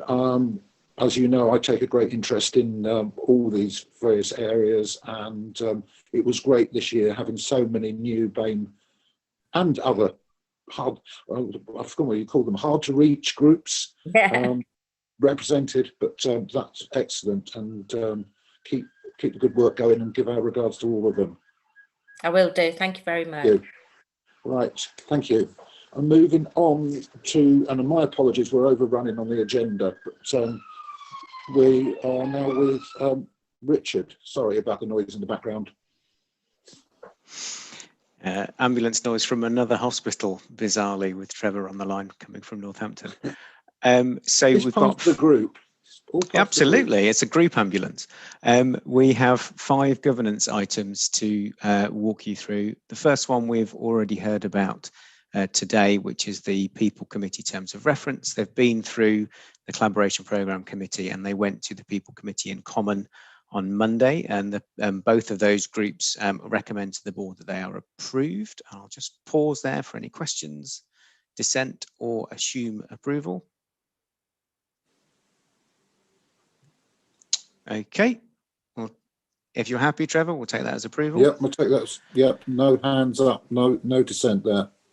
Okay, 11.2 is amendments to the Trust's constitution. Members will recall in November, we brought some proposals to amend the constitution to the board, and we then took them to the Council of Governors. The Council of Governors wanted to look in a bit more detail about some of these, and I would like very much to thank the council. We've had a couple of engagement events with, firstly with a small working group of governors who have helped us work through how we resolve some of the questions in the constitution review. And we've had a really positive engagement event earlier this month with a broader group inviting the whole council to come along and talk about the changes. So just to briefly summarise the things that are different from the proposals that the board saw in November. The first one is around membership, and it's around having a broader cohort of staff. Staff are our largest constituency by far of members. And so we're proposing to increase the number of available seats on the Council of Governors to 8 from amongst the staff constitution. And to support that, we've done a piece of work, Richard May and I have done a piece of work, and we're going to be looking to invest in the corporate team to have a membership development and engagement officer within the team. And we hope we'll be successful with that investment bid later this year.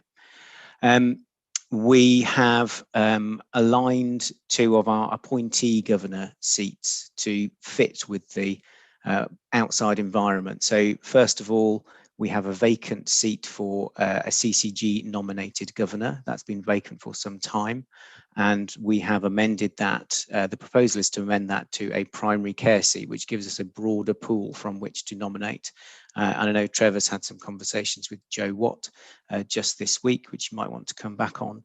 But then finally, the most important change we're making to these proposals is to make the Constitution a modular document. And by that, I mean that we will put in provision within the Constitution to have standalone SOPs that have almost the same standing as the Constitution itself. So there'll be standard operating protocols for things like how do we engage the governors in our business planning cycle? And we've had some really positive conversations with Anil and his team about how we will do that for the year ahead. And how we identify and how we engage the council when we make a significant transaction. Those are the 3 main changes to the document that you saw in November. Any questions?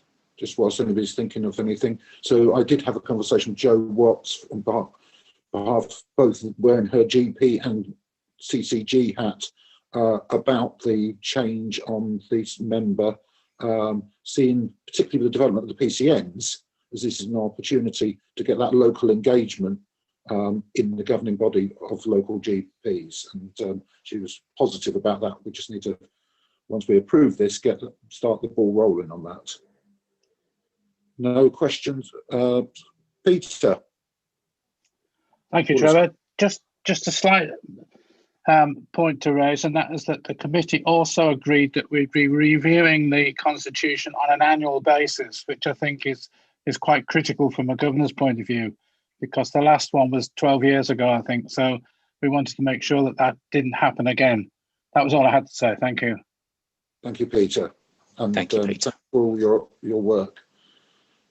Right, so not seeing any dissent, so we are approving the changes to the Constitution. This now has to go to the Council of Governors next week for their approval as well. And hopefully with all the groundwork that the two Richards have done, this time we will be able to progress with what we've just agreed to.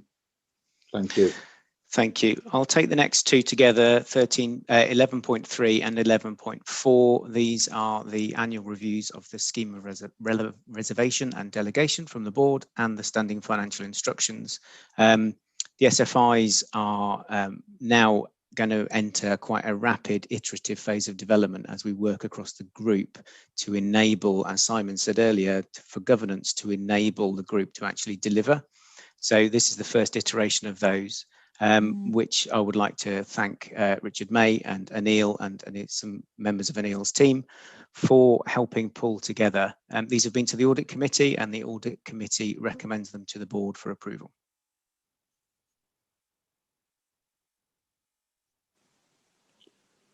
Any comments? The Audit Committee agreed for these to come to the board, and clearly there will be further developments because of the group, as Richard said, but this is a sort of the first step on that route. Thank you. We'll see those as approved. Thank you. And then finally on this item 11.5 is the annual declaration around fit and proper person, which is pertinent to everybody in the room today, just to say that the annual checks have been done and the paper recommends to the board that there are no concerns. And just to add, we have this year done an additional piece of work around the well-led framework, which the fit and proper person tests hang off with some external review and critique. That report has been passed to Trevor as the Senior Independent Director, just for additional assurance that our fit and proper check process is fit and proper itself. But yet the board is asked to receive and note the fit and proper person declarations. Received and noted. Thank you, Richard. Thank you. Thank you. There have been no questions from the public. Any other business? I believe, Andrew, you have an item.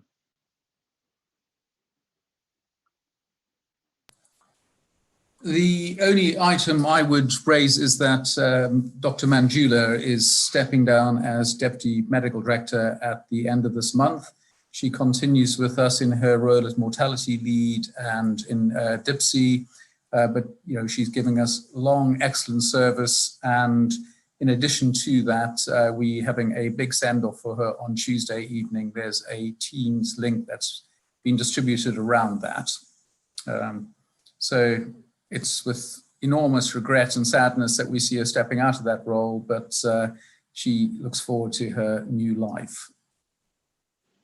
Thank you, Andrew, for that. I think we would all send our best wishes for her future healthy, and I think it will be a different place without her turning up, giving us regular updates, whether at board committees or at the board itself. She will be greatly missed. I have one other item briefly. Message to her. Thank you. The one brief item was there was some elections amongst governors for the lead governor. Richard, do you want to give us the final outcome of the lead governor election? Yes, I'm happy to. And if Peter would like to put his camera on, I'm happy to confirm that Peter has been re-elected as lead governor. And that will stand for the duration of his term of office. It's a good job I brushed my hair this morning, isn't it? We just want to make sure it is Peter that's there. Well done, Peter. Well, thank you for that. And needless to say, I'm delighted that I was given the confidence of the Council of Governors to come back as the lead, and I look forward to working with everybody for the coming 3 years, as it happens to be. Thank you. Thank you, Peter. Look forward to working with you. So any other business? Sorry, seeing lots of clapping hands here rather than raise hands. I need to move the motion to exclude the press and public. I know we're running late, but if we can restart in half an hour just to give people time to sort of have a suitable break, and we'll start again at 1:45. Right, thank you everybody, and thank you everybody that's been watching.